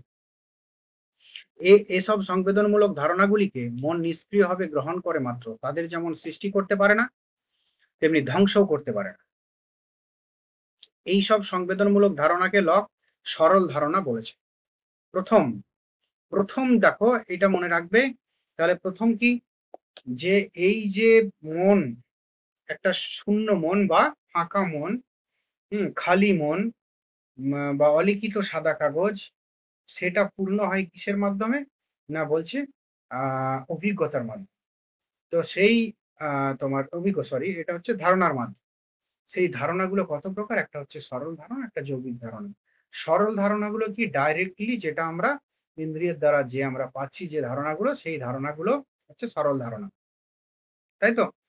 অভিজ্ঞতা লব্ধ ধারণা, সেই অভিজ্ঞতা লব্ধ ধারণা দুই প্রকার, একটা হচ্ছে সংবেদন লব্ধ, একটা হচ্ছে অন্তর্বেদন লব্ধ। সংবেদন হচ্ছে বাহ্য ইন্দ্রিয় দ্বারা যে আমরা ধারণাগুলো পাচ্ছি, সেটা সংবেদন লব্ধ ধারণা। অন্তর্বেদন লব্ধ অন্তর ইন্দ্রিয়ের দ্বারা আমরা যে পাচ্ছি ধারণাগুলো, সেটা হচ্ছে অন্তর্বেদন লব্ধ ধারণা, অন্তর্ধারণা, সুখ দুঃখ ইত্যাদি। তো এই যে এই ধারণাগুলো গ্রহণ করে মন কিন্তু নিষ্ক্রিয় থাকে। ধারণাগুলো গ্রহণ করার সময় মনের কোনো ভূমিকা থাকে না, এই কথাটা বুঝতে হবে। কেন না, দেখো আমরা চোখ মেলে তাকাচ্ছি, সামনে যদি কোনো বস্তু থাকে অবশ্যই দেখতে পাবো, এটা হচ্ছে তার মত। ইন্ডিয়ান ফিলোসফিতে এর অনেক মানে চুলচেরা বিশ্লেষণ আছে। এরকম হতেই পারে, চোখ মিলে তাকাচ্ছি, সামনে বস্তু আছে, আমি নাও দেখতে পারি, আমার মন যদি না থাকে। মনের গুরুত্ব এখানে স্বীকার করা হয়েছে। কিন্তু এখানে যেহেতু তিনি ওয়েস্টার্ন ফিলোসফার, তিনি এত বিশ্লেষণে যাননি, তিনি একদম সাধারণভাবে বলে দিয়েছেন বাহ্য এবং অন্তর বিষয়ের যে ধারণা, বাহ্য বিষয়গুলি বাহ্য ইন্দ্রিয়কে উদ্দীপ্ত করলে বাহ্য বিষয়ের ধারণা লাভ হয় আমাদের, আর অন্তর বিষয়গুলি অন্তর ইন্দ্রিয়কে উদ্দীপিত করলে অন্তর বিষয়ের জ্ঞান। ব্যাস এটুকুই। তো এখানে মন থাকে নিষ্ক্রিয়, মনের উপর কোনো মানে মনের কোনো প্রভাব থাকে না। এই বাহ্য বস্তুগুলোর ধারণা লাভের সময় মনের কোনো প্রভাব থাকে না, মন নিষ্ক্রিয় থাকে। তো ন্যায় দর্শনে আমরা দেখেছি মনের সক্রিয়তার কথাও থাকে। তো যাই হোক, সেটা অন্য বিষয়। এখানে কি বলছেন, এখানে কিন্তু উনি ডাইরেক্টলি বলে দিচ্ছেন যে সরল ধারণাগুলি গ্রহণ করার সময় মন থাকে নিষ্ক্রিয়, মন নিষ্ক্রিয় হবে এই ধারণাগুলিকে গ্রহণ করে। যাই হোক, কোথায় গেল, হ্যাঁ, এসব সংবেদনমূলক ধারণাগুলিকে মন নিষ্ক্রিয়ভাবে গ্রহণ করে মাত্র, তাদের যেমন সৃষ্টি করতে পারে না সেরকম ধ্বংস করতেও পারে না। এই সব সংবেদনমূলক ধারণাকে লক সরল ধারণা, সিম্পল আইডিয়াস বলেছেন। এ প্রসঙ্গে লক বলেন, সরল ধারণা যখন মনে আসে মন তাদের প্রত্যাখ্যান করতে পারে না, পরিবর্তিত করতে পারে না, তাদের অপসারিত করে নতুন কোনো ধারণা গঠন করতেও পারে না। যেমন আয়নায় প্রতিফলিত কোনো বস্তু প্রতিবিম্বকে আয়নাটি প্রত্যাখ্যান করতে বা পরিবর্তিত করতে পারে না। এসব কথার অর্থ হলো সংবেদনমূলক সরল ধারণার স্বরূপ নির্ধারিত হয় বস্তুর দ্বারা, মনের দ্বারা নয়। সংবেদনলব্ধ যে সরল ধারণা সেটা যেমন থাকে বাইরে ঠিক সেইভাবেই আমাদের কাছে উপস্থিত হয়। ঠিক আয়নার সামনে দাঁড়ালে আমাকে যেমন দেখতে লাগে, প্রত্যেককে যেমন দেখতে লাগে, যে ডাইরেক্টলি আয়না গ্রহণ করে যেটা সামনে আছে, ঠিক সেরকমই বাহ্য যে বিষয় যেমন থাকে সেটিকে সেইভাবেই গ্রহণ করে মন। সেখানে কোনো সেই ধারণাটিকে পরিবর্তন করতে পারে না, সেটাকে বর্ধিত করতে পারে না, সেটাকে প্রত্যাখ্যানও করতে পারে না। তো যাই হোক, আর সেটাকে পরিবর্তিত করে কোনো নতুন ধারণা গঠন করতে পারে। এগুলো হচ্ছে কি, এটা হচ্ছে সরল ধারণা। তো অপরদিকে কি, এটা হচ্ছে সংবেদনলব্ধ সরল ধারণা। অপরদিকে কি অন্তর্বেদন বা অন্তর্দর্শনের মাধ্যমে লব্ধ অন্তর্জগতের বা মনের ক্রিয়াকলাপ সম্পর্কে, যথা প্রত্যক্ষণ, চিন্তন, সংশয়, বিশ্বাস, সংকল্প, এই সকল, এগুলো কি, এগুলো অন্তর, এগুলো তো বাহ্য জগতে পাওয়া যায় না। তো এই সকল সম্পর্কে আমরা যে ধারণা করি, যে সুখ দুঃখ আশা আকাঙ্ক্ষা ইত্যাদি ধারণা, এগুলো হচ্ছে কি অন্তর্বেদনমূলক ধারণা। এক্ষেত্রেও কিন্তু একই না, এক্ষেত্রেও কিন্তু মন নিষ্ক্রিয় থাকে। এখানেও মন ওই অন্তর্বেদন গুলিকে কিন্তু পরিবর্ধিত বা ওগুলোকে পরিবর্তন করে অপর ভিন্ন কোনো ধারণা তৈরি করতে পারে, তাই তো। তো এই সরল ধারণাগুলো 4 প্রকারের হতে পারে, 4 প্রকারের সরল ধারণা। 1 নম্বর কি, যে প্রথম প্রকার হচ্ছে এক কেন্দ্রীয় লব্ধ ধারণা, ideas coming through one sense only, একটা সেন্সের মাধ্যমে আসে, একটা সংবেদন। যেমন লাল নীল প্রভৃতি রঙের ধারণা, তিক্ততা মিষ্টত্ব প্রভৃতি স্বাদের ধারণা, বিভিন্ন রকম শব্দের ধারণা, স্পর্শের ধারণা, গন্ধের ধারণা, এগুলো কি একটি মাত্র ইন্দ্রিয়ের থেকে আসে। দ্বিতীয় ক্ষেত্রে কি, দ্বিতীয় প্রকার সরল ধারণা কি একাধিক ইন্দ্রিয় লব্ধ ধারণা। যেমন কি বিস্তার, এক্সটেনশন, বিস্তার সেটা আমরা চোখ দ্বারাও পেতে পারি, আবার দেখো ত্বক দ্বারাও সেটাকে আমি, যাদের চোখ নেই তারা কিন্তু ওই বিস্তারটা দেখে। যারা ব্রেল পদ্ধতিতে যারা শিক্ষা লাভ করে, যারা অন্ধ, তারা কিন্তু ওই আমাদের এবিসিডি বা প্রাথমিক ক্ষেত্রে তাদেরকে ওই উঁচু উঁচু উঁচু উঁচু জিনিস আছে, তাদেরকে হাতে স্পর্শ করে তারা দেখে যে অটা দেখতে কেমন, দেখতে মানে অয়ের আকৃতিটা কেমন, আয়ের আকৃতিটা কেমন, এটা তাদেরকে, তাহলে ওটা বিস্তারের জন্যই সম্ভব হয়। তাহলে বিস্তার একাধিক ইন্দ্রিয়ভুক্ত ধারণা। ভূত, গতি ও স্থিতির ধারণা, গতি, স্থিতি এবং বিস্তার। গতিটাও কিন্তু একাধিক ইন্দ্রিয় দ্বারা আমরা পাই। চোখ দিয়েও স্পর্শ করে এদের জানা যায় এবং সেইভাবেই ওই দুটি ইন্দ্রিয় উদ্দীপনার মাধ্যমে তাদের ধারণা লাভও করা যায়। তৃতীয় প্রকার সরল ধারণা কি না, শুধুমাত্র অন্তর্বেদন লব্ধ ধারণা। তো শুধুমাত্র অন্তর্বেদন লব্ধ ধারণা কি, যে আমরা ওই অন্তরের যেগুলো সংকল্প, সুখ দুঃখ, ইচ্ছা ইত্যাদি, এগুলো শুধুমাত্র অন্তর্বেদন লব্ধ। চতুর্থ প্রকার যেগুলো সংবেদন ও অন্তর্বেদন লব্ধ ধারণা। তাহলে প্রথম সরল ধারণার যে 4টে বিভাগ, তাহলে প্রথম দুটো বিভাগ দেখলাম যে দুটোই কিন্তু সংবেদন লব্ধ, একটা হচ্ছে এক ইন্দ্রিয়, দ্বিতীয়টা হচ্ছে একাধিক ইন্দ্রিয়, তৃতীয়টা হলো শুধুমাত্র অন্তর্বেদন লব্ধ, চতুর্থটা হচ্ছে কি যে সংবেদন এবং অন্তর্বেদন লব্ধ ধারণা। যেমন বল বা গতি, বল বা শক্তি, গতিটা হচ্ছে দ্বিতীয় প্রকার। বল বা শক্তি সেটা কি সংবেদন এবং অন্তর্বেদন লব্ধ ধারণা। বল বা শক্তির দৃষ্টান্ত দিয়ে যদি বলা যায় যে জাগতিক বস্তু সমূহের পারস্পরিক ক্রিয়া প্রতিক্রিয়া প্রত্যক্ষ করে আমরা যেমন শক্তির ধারণা লাভ করি সংবেদনমূলক, তেমনি ইচ্ছা অনুসারে নিজ নিজ অঙ্গ সঞ্চালন প্রত্যক্ষ করে অন্তর ও অন্তর্বেদনের মাধ্যমে বল বা গতি বা শক্তির গতি আছে বারবার, বল শক্তির ইচ্ছা শক্তির ধারণা করি। তো অর্থাৎ শক্তির ধারণাটি যেমন সংবেদনের মাধ্যমে লাভ করতে পারি, এরকম অন্তর্বেদনের মাধ্যমে লাভ করতে পারি। তো সরল ধারণা কি? সরল ধারণা যেগুলো একবারে অভিজ্ঞতা লব্ধ ধারণা। অভিজ্ঞতা লব্ধ ধারণা কি? সংবেদন এবং অন্তর্বেদনের জন্য সেই সংবেদন কি এবং অন্তর্বেদন কি? সংবেদন বাহ্য জন্য যে ধারণা, অন্তর্বেদন কি? অন্তরিন্দ্রিয় জন্য যে ধারণা। এরপরটা আমরা ভাগটা করছি যে সরল ধারণা 4টি ভাগে বিভক্ত। 4 ভাবে সরল ধারণা আসে আমাদের। এক হচ্ছে 1টি ইন্দ্রিয়ের দ্বারা, দ্বিতীয় হচ্ছে 2টি ইন্দ্রিয়ের দ্বারা, 3 নাম্বার হচ্ছে যে শুধুমাত্র অন্তর্বেদনের মাধ্যমে লব্ধ সরল ধারণা, চতুর্থ প্রকার হচ্ছে কি? অন্তর্বেদন এবং সংবেদন এবং অন্তর্বেদন উভয়ের মাধ্যমে যে সরল ধারণা লাভ করি সেটা, যেমন হচ্ছে শক্তির ধারণা। তো এরপর জটিল ধারণা। জটিল ধারণা কিভাবে হয় না? জটিল ধারণা কিন্তু ডাইরেক্ট সংবেদন এবং অন্তর্বেদন লব্ধ যে সরল ধারণা, সেই সরল ধারণাটা কিন্তু একেবারে প্রাথমিক, সেটা সরাসরি ইন্দ্রিয়ের সঙ্গে বিষয়ের সম্পর্ক, যেটা নায়িকরা বলেছে। কিন্তু জটিল ধারণা কিন্তু সরাসরি এরকম ইন্দ্রিয়ের সঙ্গে বিষয়ের সম্পর্ক নয়। সরল ধারণায় যে ধারণা গুলো প্রাপ্ত হলাম আমরা, সেই ধারণাগুলিকে একটির পর একটি সাজিয়ে, ওই যে মালার উদাহরণ দিলাম, বর্ণর উদাহরণ দিলাম, বর্ণ দিয়ে শব্দ বাক্য, তো সেরকম ভাবে এই সরল ধারণাগুলিকে নিয়েও আমাদের মন কি করে, যে মন তখন সক্রিয় হয়ে ওঠে।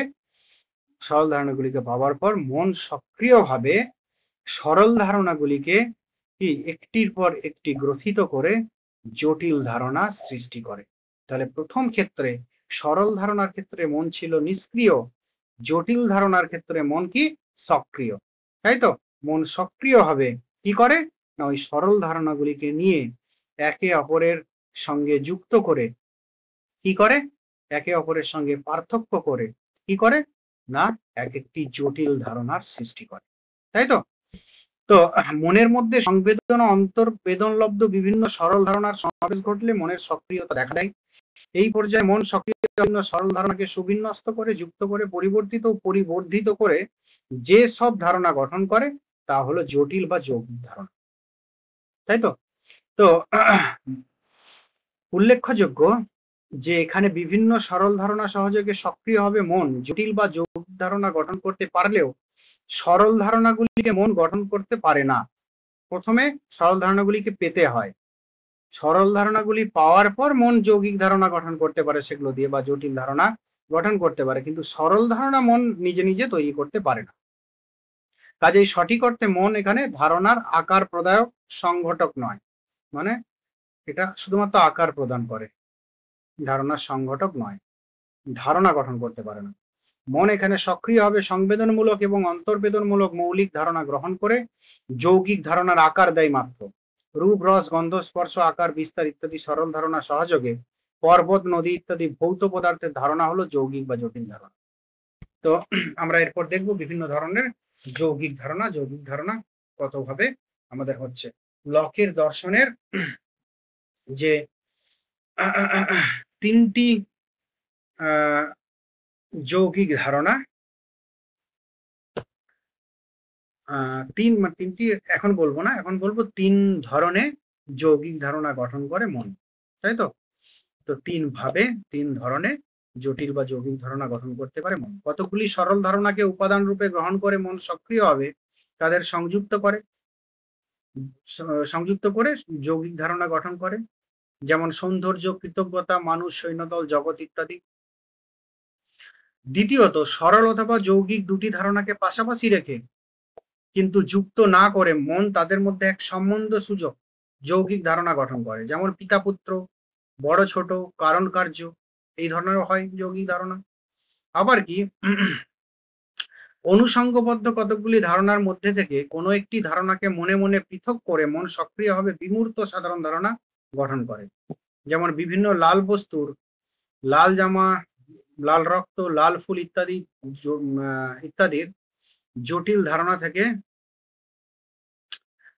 কি করে না রঙের ধারণাটিকে পৃথক করে মন লালত্বের বিমূর্ত ধারণা গঠন করতে পারে। তাই তো, যে বিভিন্ন কিছু ধারণা আছে, সেই ধারণা থেকে জটিল ধারণা বাদ দিয়ে শুধু ধারণা বলাটাই ভালো। বিভিন্ন লাল রঙের ধারণা থেকে, হ্যাঁ, লাল ধারণা থেকে রঙের ধারণাটাকে পৃথক করে। ঠিক আছে, তাহলে প্রথম ক্ষেত্রে কি করছে না, কতকগুলি সরল ধারণাকে উপাদান রূপে গ্রহণ করে কি করছে, মন সক্রিয়ভাবে তাদের সংযুক্ত করে যৌগিক ধারণা গঠন করে। একটা হচ্ছে সৌন্দর্য, একটা হচ্ছে কৃতজ্ঞতা, মানুষ, সৈন্যদল, জগৎ ইত্যাদি অ্যাকুমুলেট করে একসঙ্গে। সৌন্দর্য কি, বিভিন্ন সুন্দর যে ধারণা আমাদের মধ্যে আসে, সেগুলোকে সকলগুলোকে সংযুক্ত করে সৌন্দর্য ধারণা। কৃতজ্ঞ ধারণা একইভাবে, আবার কি মানুষ, সৈন্যদল ইত্যাদি ধারণা। সরল যৌগিক ধারণা পাশাপাশি করে তাদের মধ্যে একটা সম্বন্ধ, এটা কমন জিনিস, সেটাকে গ্রহণ করে না, এটা দ্বিতীয়টা, যে তাদের মধ্যে শুধুমাত্র যেটা পাশাপাশি দুটো ধারণাকে পাশাপাশি তাদের মধ্যে সম্বন্ধ যৌগিক পরে অনেক সময় মন, যেমন পিতা পুত্র, তাদের মধ্যে একটা সম্বন্ধ বর্তমান, হ্যাঁ, তোমার হচ্ছে স্বামী স্ত্রী, তোমার হচ্ছে তোমার কি বড় ছোট, কারণ কার্য ইত্যাদি। অনুসঙ্গবদ্ধ কতগুলি ধারণার মধ্যে থেকে একটি ধারণাকে কি করে, যে মন পৃথক করে সক্রিয়ভাবে বিমূর্ত ধারণা গঠন করে। যেমন বিভিন্ন লাল লাল বস্তু, লাল ফুল, লাল ফল, তোমার লাল জামা ইত্যাদি, বিভিন্ন লাল থেকে লালটাকে তুলে নিয়ে পৃথক করে লালত্বের বিমূর্ত সাধারণ ধারণা গঠন করা সম্ভব বা গঠন করা হয়। তো তাহলে এইভাবে লক কি করছেন, যে যৌগিক ধারণা দেখাচ্ছেন যে তিনভাবে যৌগিক ধারণা সম্ভব হয়। সম্বন্ধ, দুটো ধারণার মধ্যে সম্বন্ধ দেখিয়ে যৌগিক ধারণা হতে পারে। সকল ধারণাগুলোকে একত্রিত করে হতে পারে প্রথম প্রকার। আর সকল ধারণা থেকে সাধারণ বিষয়টা তুলে নিয়ে পৃথক করে সেখান থেকেও যৌগিক বা জটিল ধারণা তৈরি করা যেতে পারে। তো এই যে তিন ভাবে যে যৌগিক ধারণা গঠন, তো এই তিনটে ধারণা গঠনকে প্রথমটাকে বলা হচ্ছে সংযুক্তি, দ্বিতীয়টাকে বলা হচ্ছে সম্বন্ধকরণ, তৃতীয়টাকে বলা হচ্ছে বিমূর্তিকরণ। তো লকের এই তিন ভাবে গঠিত যৌগিক ধারণা তিন রকম হতে পারে। যৌগিক ধারণাটাও তিন ভাবে যেমন গঠিত হচ্ছে, সংযুক্তি, সম্বন্ধ এবং বিমূর্তিকরণের মাধ্যমে, ঠিক একইভাবে তার এই তিন ধরনের যে যৌগিক ধারণা গঠনের মাধ্যমে, তিন ভাবে যৌগিক ধারণা গঠনের মাধ্যমে তিন ধরনের যৌগিক ধারণারও গঠন হচ্ছে। একটা হচ্ছে কি, একটা হচ্ছে প্রথমের যেটা, সেটা হচ্ছে তোমার কি বলে প্রকার অবস্থা, মোডস। আর হচ্ছে দ্বিতীয়টা হচ্ছে দ্বিতীয়টা হচ্ছে ধারণা, তোমার কি বলে দ্বিতীয়টা হচ্ছে সম্বন্ধ, রিলেশন। আর তৃতীয়টা হচ্ছে দ্রব্য। এখানে দ্রব্যটা দ্বিতীয়তে দেওয়া হয়েছে, কিন্তু আমাদের ওই প্রথম যে উপায় তার মাধ্যমে কি হচ্ছে, যে প্রথমের মাধ্যমে তোমার হচ্ছে প্রকার বা অবস্থা, দ্বিতীয় যেটা সেটা হচ্ছে সম্বন্ধ, তৃতীয় যেটা সেটা হচ্ছে দ্রব্য। তো যাই হোক, এই হলো লকের সিলেবাস। যে তাহলে লকের সিলেবাসটা একেবারে সামারাইজ করে দিই ছোট করে। প্রথম যেটা কি, সহজাত ধারণা খণ্ডন। তিনি একজন অভিজ্ঞতাবাদী দার্শনিক হিসাবে অবশ্যই সহজাত ধারণা মানবেন না, অভিজ্ঞতা প্রসূত যে ধারণা সেটাকেই তিনি মানবেন। তো সহজাত ধারণা প্রসঙ্গে তিনি অনেক খণ্ডন প্রসঙ্গে অনেক যুক্তি দেন। তার মধ্যে তিনি কি বলেন, যে এই সহজাত ধারণা যদি সার্বিক হতো তাহলে সকলের মধ্যে সমানভাবে উপস্থিত থাকতো, কিন্তু কিছু ধারণা আছে, ঈশ্বর, নৈতিকতা, সামান্যতা ইত্যাদি, এগুলো সবার মধ্যে থাকে না, শিশু, নির্বোধ, ঈশ্বরবাদী ইত্যাদির মধ্যে থাকে না, তাই সহজাত ধারণা বলে কিছু থাকতে পারে না। তারপরে কি বলা হয়েছে, যে ঈশ্বর, নৈতিকতা, এটা যদি সহজাত হতো সকল ব্যক্তির মধ্যে সমানভাবে বর্তমান থাকতো, কিন্তু এরকম হয় আমাদের যে এই ঈশ্বর বা নৈতিকতা এই একই ধারণা সম্পর্কে ভিন্ন ব্যক্তির ভিন্ন মত। তো সহজাত যদি হতো তাহলে সকলের মধ্যে সমানভাবে থাকতো, তাহলে এটাও তাহলে সহজাত ধারণা সম্ভব নয়। তারপরে কি বলছেন, এমন কিছু বিষয় আছে, এমন কিছু সর্বজন স্বীকৃত বচন আছে যেগুলো অন্তর বলা চলে না, তাই তো? সর্বজন স্বীকৃত হলেও কি অন্তর নয়। যেমন আগুন দহন করে, প্রত্যেক ঘটনার একটি কারণ আছে। কেন সহজাত কেন বলা যায় না? না বলা যায় না এই জন্য যে এরও ব্যতিক্রম হতেই পারে। এই মানে এই আগুন দহন করে, আগুন যে সব সর্বাবস্থায় দহন করবে তার কোনো মানে নেই। প্রত্যেক ঘটনার একটি কারণ আছে, কারণ নাও থাকতে পারে, বিনা কারণেও ঘটতে পারে। আকস্মিকতাবাদীরা তাই বলছেন। তাহলে এদের বিরুদ্ধেও কথা আছে। তাহলে সহজাত ধারণা বলে কিছু হতে পারে না। আবার কি বলছেন, কিছু এরকম ইনেট প্রিন্সিপাল আছে যেগুলো অন্তর কিন্তু সার্বিক নয়। তো যেমন হচ্ছে গাণিতিক জ্যামিতিক বিষয়, গণিত এবং জ্যামিতিক বিষয়। তো এগুলো স্বয়ং বুদ্ধিবাদীরাই কি করেছেন না এদের বিরুদ্ধে কথা বলেছেন। তাহলে স্বয়ং বুদ্ধিবাদীরাই যদি এদের বিরুদ্ধে কথা বলেন, তাই তো? তো তাহলে এগুলোকে সার্বিক তো বলা যায় না। সার্বিক যদি না হয় তাহলে সহজাত হতে পারে না। আরেকটা কি যে চিন্তার মূল সূত্রগুলো, তাদাত্ম্য বিরোধাত্ম নিয়ম, এগুলোকে বলতে পারে যে এগুলো সহজাত ধারণা। কিন্তু এগুলোও তো সবার মনে সমানভাবে থাকে না, শিশু নির্বোধ পাগল ব্যক্তির মধ্যে থাকে না। ষষ্ঠত কি না তিনি দেখাচ্ছেন যে আমাদের কি যে কি বলে অন্তর বা সহজাত ধারণাগুলি কি প্রবণতার আকারে, কি সুপ্ত আকারে আমাদের মনের মধ্যে থাকে। তাহলে সেগুলোকে প্রকাশ করবে কি হবে না বলা হচ্ছে বুদ্ধির উপযুক্ত প্রয়োগে প্রকাশ হবে। বুদ্ধির উপযুক্ত প্রয়োগে যদি প্রকাশ হয় তাহলে সেই মানে বুদ্ধির কি বলে উপযুক্ত প্রয়োগটা সেটা কি, তাই তো? তো সেটা কি সেটা কোন নিয়মের সাহায্যে করা হয়, তাই তো? তো সেগুলো বলা হচ্ছে স্বতঃসিদ্ধ নিয়মের সাহায্যে, যেমন গণিতের ক্ষেত্রে করা হয়। কিন্তু সেই ক্ষেত্রেও সমস্যা হবে যে স্বতঃসিদ্ধ নিয়মগুলো সেগুলোর যে সার্বিকতা সেগুলোও তো বিশেষ কোনো কিছু থেকেই আমরা লাভ করি।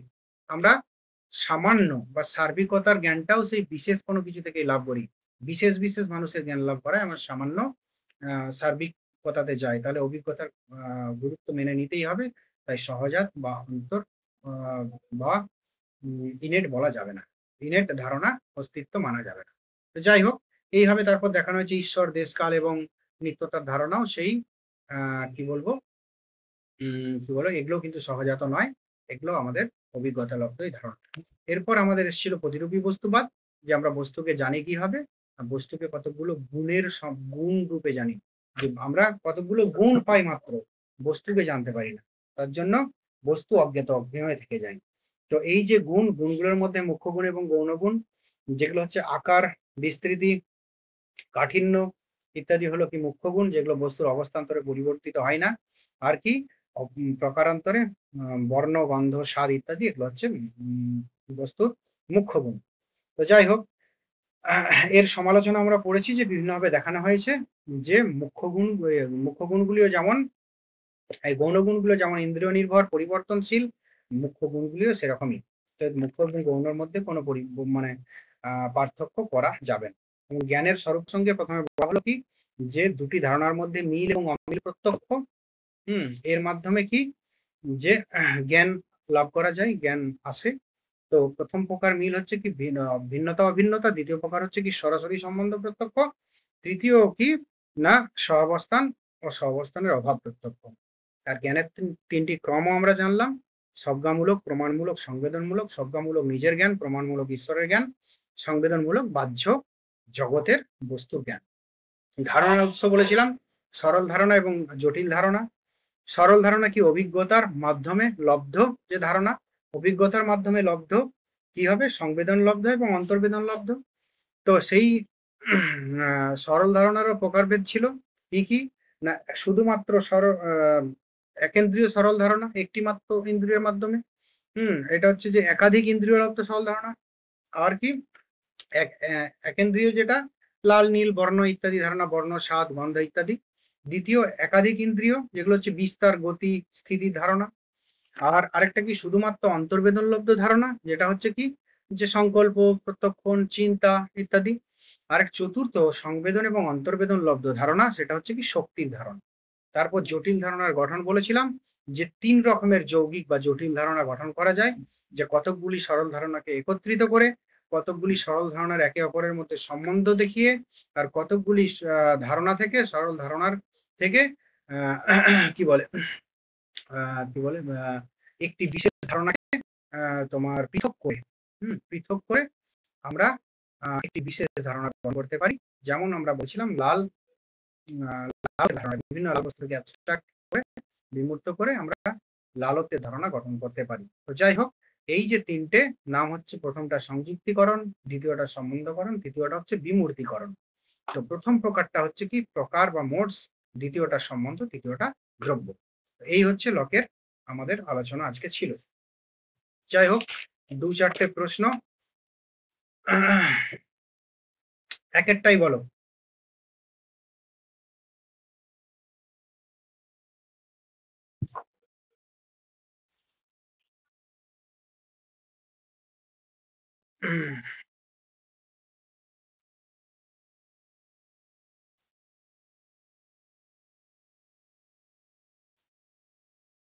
লকের মতে সহজাত ধারণা কি? জন্মের সময় আমাদের মনে থাকে, অভিজ্ঞতার মাধ্যমে আসে, সর্বজনীন অপরিহার্য সত্য, আর কল্পিত।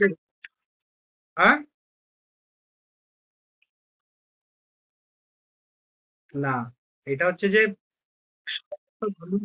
সহজাত ধারণা মানেই তো তোমার কি, যে যেগুলো জন্মের সময় আমাদের মনে থাকে, কিন্তু অভিজ্ঞতাবাদীরা সেটা স্বীকার করেন না মাত্র, তাই তো? যে আমাদের কোনো ধারণা জন্ম থেকে আমাদের মনে থাকে সেটা অভিজ্ঞতাবাদীরা স্বীকার করে না, কিন্তু সহজাত ধারণা মানে কি সেটা তো সেই সবার মতে সেই একই, জন্মের সময় আমাদের মনে যেটা থাকে জন্মের থেকে। দ্বিতীয়টা বলো, সহজাত ধারণা প্রত্যাখ্যানের জন্য লকের প্রধান যুক্তি কি?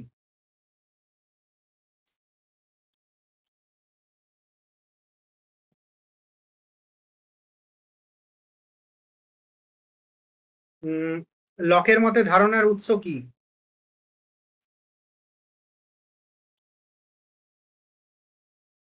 ভালো করে দেখো। লকের মতে সংবেদন এবং অন্তর্বেদন, সেন্সেশন এবং রিফ্লেকশন দুটোই। ও, এখানে এটা তো নেই, তাই না? তাহলে এটা আমার ভুল হয়েছে, তাহলে এটা দাগ দিয়ে রাখি। এ বি দুটোই করে দিই মার্কেটটা।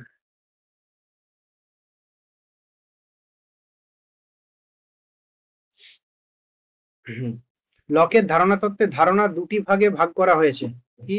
এটা তো সবাই জানো।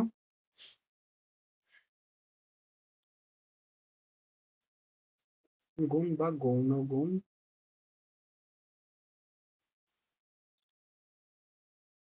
হ্যাঁ, সহজে সহজে নাকি দুটি ভাগ ধারণা তত্ত্ব। হুম হুম হুম, এটাই এটাই। এ প্রাথমিক মাধ্যমিক কেউ বললে মনে হচ্ছে, মানে ওই তোমার সরলা ইয়ে কি বলে, এটা কিভাবে করা করেছি, না এই অর্থে নয়। মুখ্য ঠিক আছে, প্রথমটাই হবে। আহ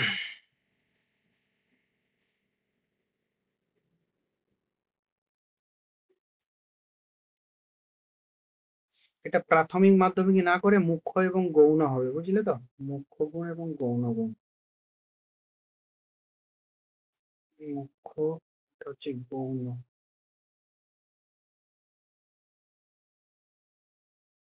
আরেকটা হলো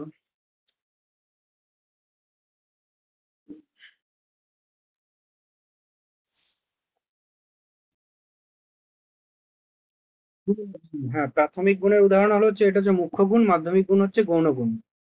প্রাথমিক গুণের এটা হচ্ছে যে যেটা বর্ণগন্ধ স্বাদ ইত্যাদি, আর গৌণ গুণ হচ্ছে যে আকার আকৃতি কাঠিন্যতা ইত্যাদি। আহ নয়েরটা বলো, লকের জ্ঞান তত্ত্বের ভিত্তি।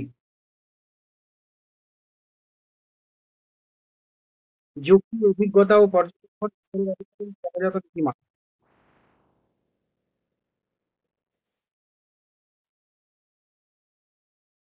বি, অভিজ্ঞতা ও পর্যবেক্ষণ।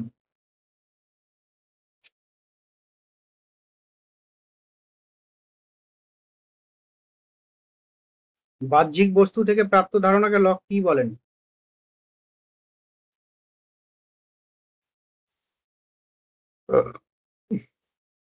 বলো বলো।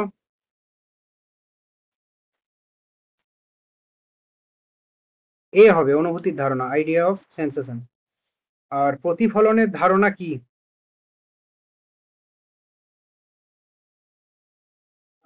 লকের মধ্যে এটা তো জানবে, 12টা লকের মধ্যে জ্ঞান শুরু হয়।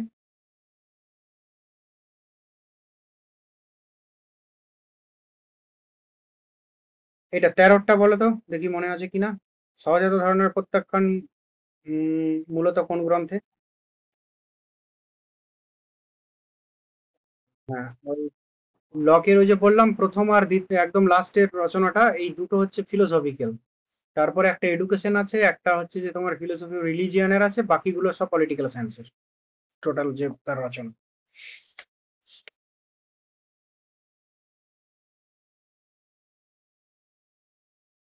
আচ্ছা 17টা বলো তো, জটিল ধারণা কিভাবে গঠিত হয়?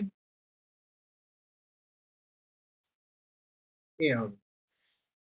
18টা ধারণা প্রক্রিয়ার জন্য লকের মতে মনের কোন ক্ষমতা দায়ী?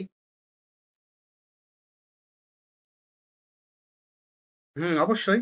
যখন আমি সরল ধারণাগুলো পাচ্ছি, সরল সরল ধারণাগুলোর সময় মনের কোনো ভূমিকা থাকে না। জটিল ধারণাগুলোর সময় পুরোটাই তো মনের ভূমিকা, বোধগম্যতা।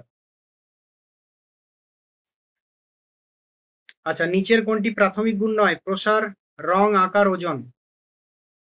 বিস্তৃতি, প্রসার মানে প্রাথমিক গুণ নয়, তাই তো? বলো কোনটা, বি না কি বললে? হ্যাঁ,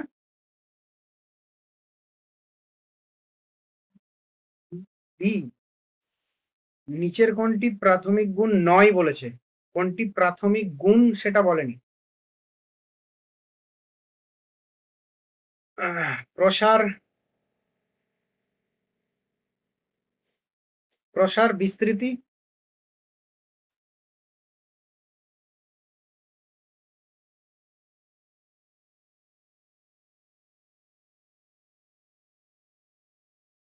উম,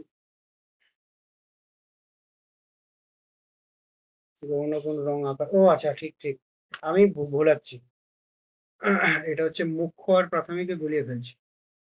ঠিক। এরপর বলো, যে গুণ পর্যবেক্ষকের ভিন্নতার উপর নির্ভর করে তাকে লক কি বলে?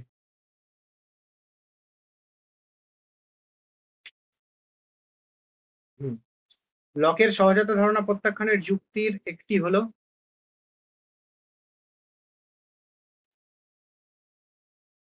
আহ,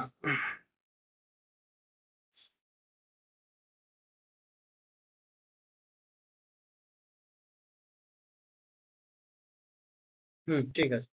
এরপর বলো, দাঁড়াও দেখে নিই।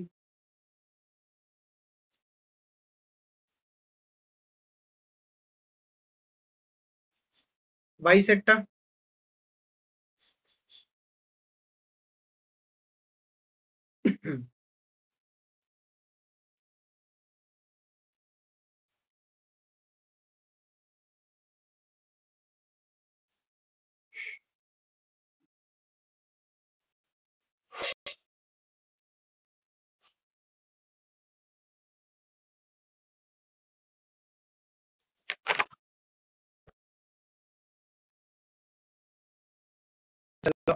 লকের পদার্থে থাকে কেন?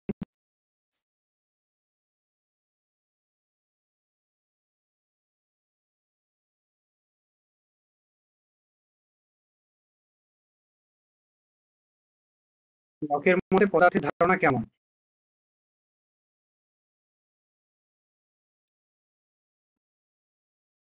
আহ, এটা দেখো, পদার্থের ধারণা ওই কি বলে, হ্যাঁ এটাই হবে পদার্থের ধারণা। এখানে পদার্থ বা এখানে দ্রব্য সেই একই অর্থে। যে পদার্থ মানে কি সেটা তো আমরা ডাইরেক্টলি জানতে পারি পারি না, স্পষ্ট বা স্বতঃসিদ্ধ নয়, গুণের মাধ্যমে। সহজাত, অবিচল নয়, সরাসরি উপলব্ধি আমরা হয় না আমাদের। তার জন্য এটা জটিল মনের ধারণা। ব্যক্তিত্বের পরিচয় লকের মতে কি দ্বারা স্থায়ী হয়?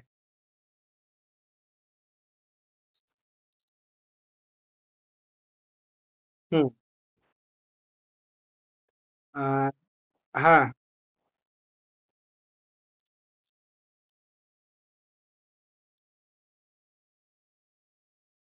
অবিচল মানে আগের থেকেই যেটা আছে আর কি, যেটা নিয়ে কোনো সংশয় নেই আর। আর 29 হচ্ছে রিফ্লেকশন, মানে লকের দর্শনে কি?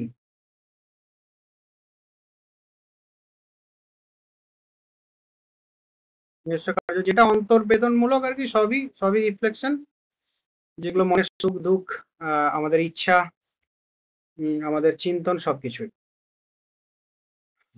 প্রাথমিক গৌণ, এই মাধ্যমিকটা, এটা হচ্ছে গৌণ। গৌণ গুণের জ্ঞান কি?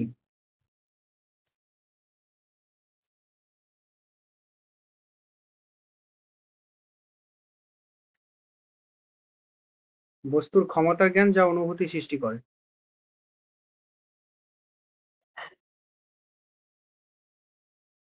এটা নিয়ে সংশয় আছে, এটা এটা কি করা যায়, একটু চেঞ্জ করে দেবো এটা। বস্তুর সরাসরি জ্ঞানটাও হবে। আচ্ছা, এটা বস্তুর সরাসরি জ্ঞান নয় করে দিলাম, তাহলে একদম ঠিকঠাক হবে, নাহলে এ আর বি দুটোই উত্তর হয়ে যাচ্ছে। নয় অ্যাড করে দিলাম। হ্যাঁ, তারপর ট্যাবুলার রহস্য হলো, ঠিক আছে। লকের ধারণা তত্ত্ব কোন দর্শনের ভিত্তি?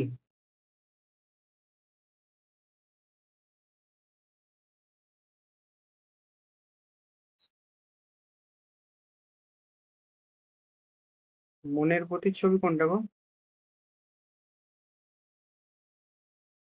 ও এক, না ওটা বলিনি, ওটা তো সবাই পারবে।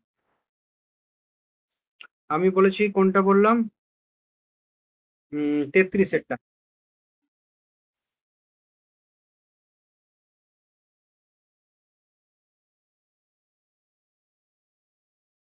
লকের এসে কনসার্নিং হিউম্যান আন্ডারস্ট্যান্ডিং, এটা সালটা মনে রাখবে। তারপর আচ্ছা, লক কোনটি প্রত্যাখ্যান করেন? 37এরটা।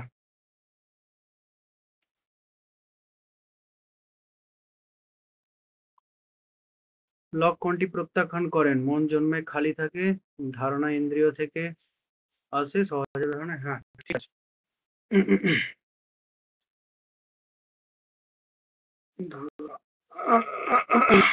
সহজাত।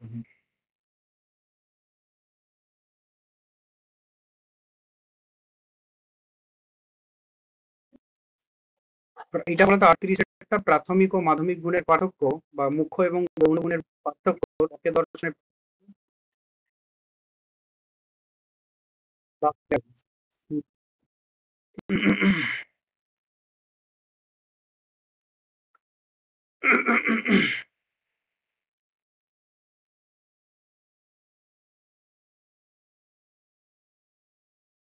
হুম, 39-এরটা বলো তো।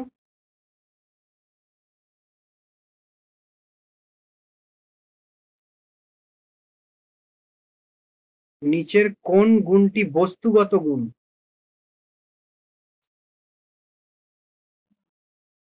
বি হবে, মানে এটা হচ্ছে মুখ্য গুণ, গৌণ গুণ নয় কোনটা।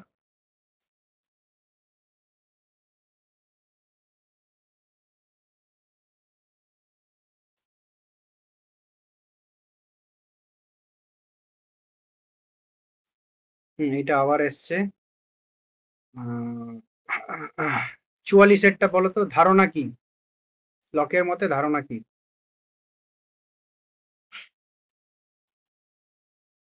কি হবে, 23টা পিছিয়ে যাও, লকের মতে জ্ঞান।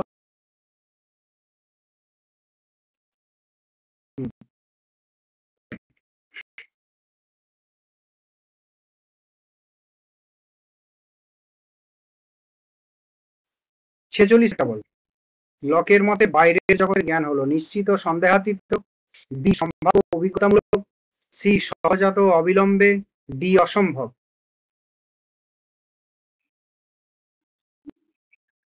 সম্ভাব্য অভিজ্ঞতামূলক।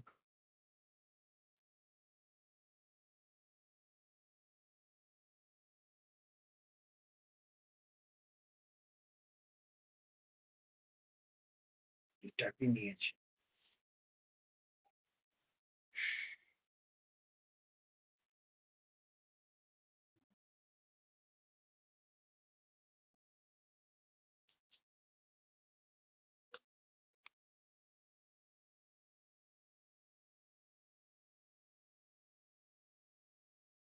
50-এরটা আর হচ্ছে 47-এরটা দাগ দেওয়া থাকলো, বুঝলে? এইটা আমাকে চেক করতে হবে। 50 আর 47।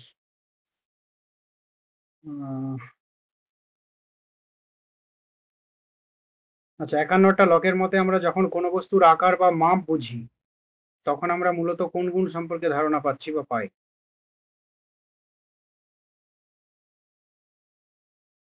হুম, এগুলো তো বারবার এগুলো সব রিপিট হয়েছে। হ্যাঁ, এগুলো সবই রিপিট। এরপর ডেকার্তের দু একটা দেখে নিই, নাকি আজকেই এখানেই শেষ করব? এখানেই শেষ করি, 1 ঘন্টা, একদম 10:30 বেজে গেছে, তো পরের দিন ডেকার্ত করবো, ঠিক আছে? তোমরা পরের দিন বাকলেটা পড়ো। বাকলের যেটা বিশেষ করে বলে রাখি, এটা খুব ইম্পর্টেন্ট, যে অস্তিত্ব প্রত্যক্ষ নির্ভর। লকের থেকেই উনি আত্মগত ভাববাদে যাচ্ছেন। এই জায়গাটা একটু পড়ে রাখলে আমার বুঝতে সুবিধা হবে। বাকি যে টপিক গুলো আছে কোনো সমস্যা নেই, ওরা বাকলের ওই আত্মভাববাদ, ওই ওই জায়গাটা একটু তোমরা পড়ে। ঠিক আছে, আজকে এই পর্যন্তই।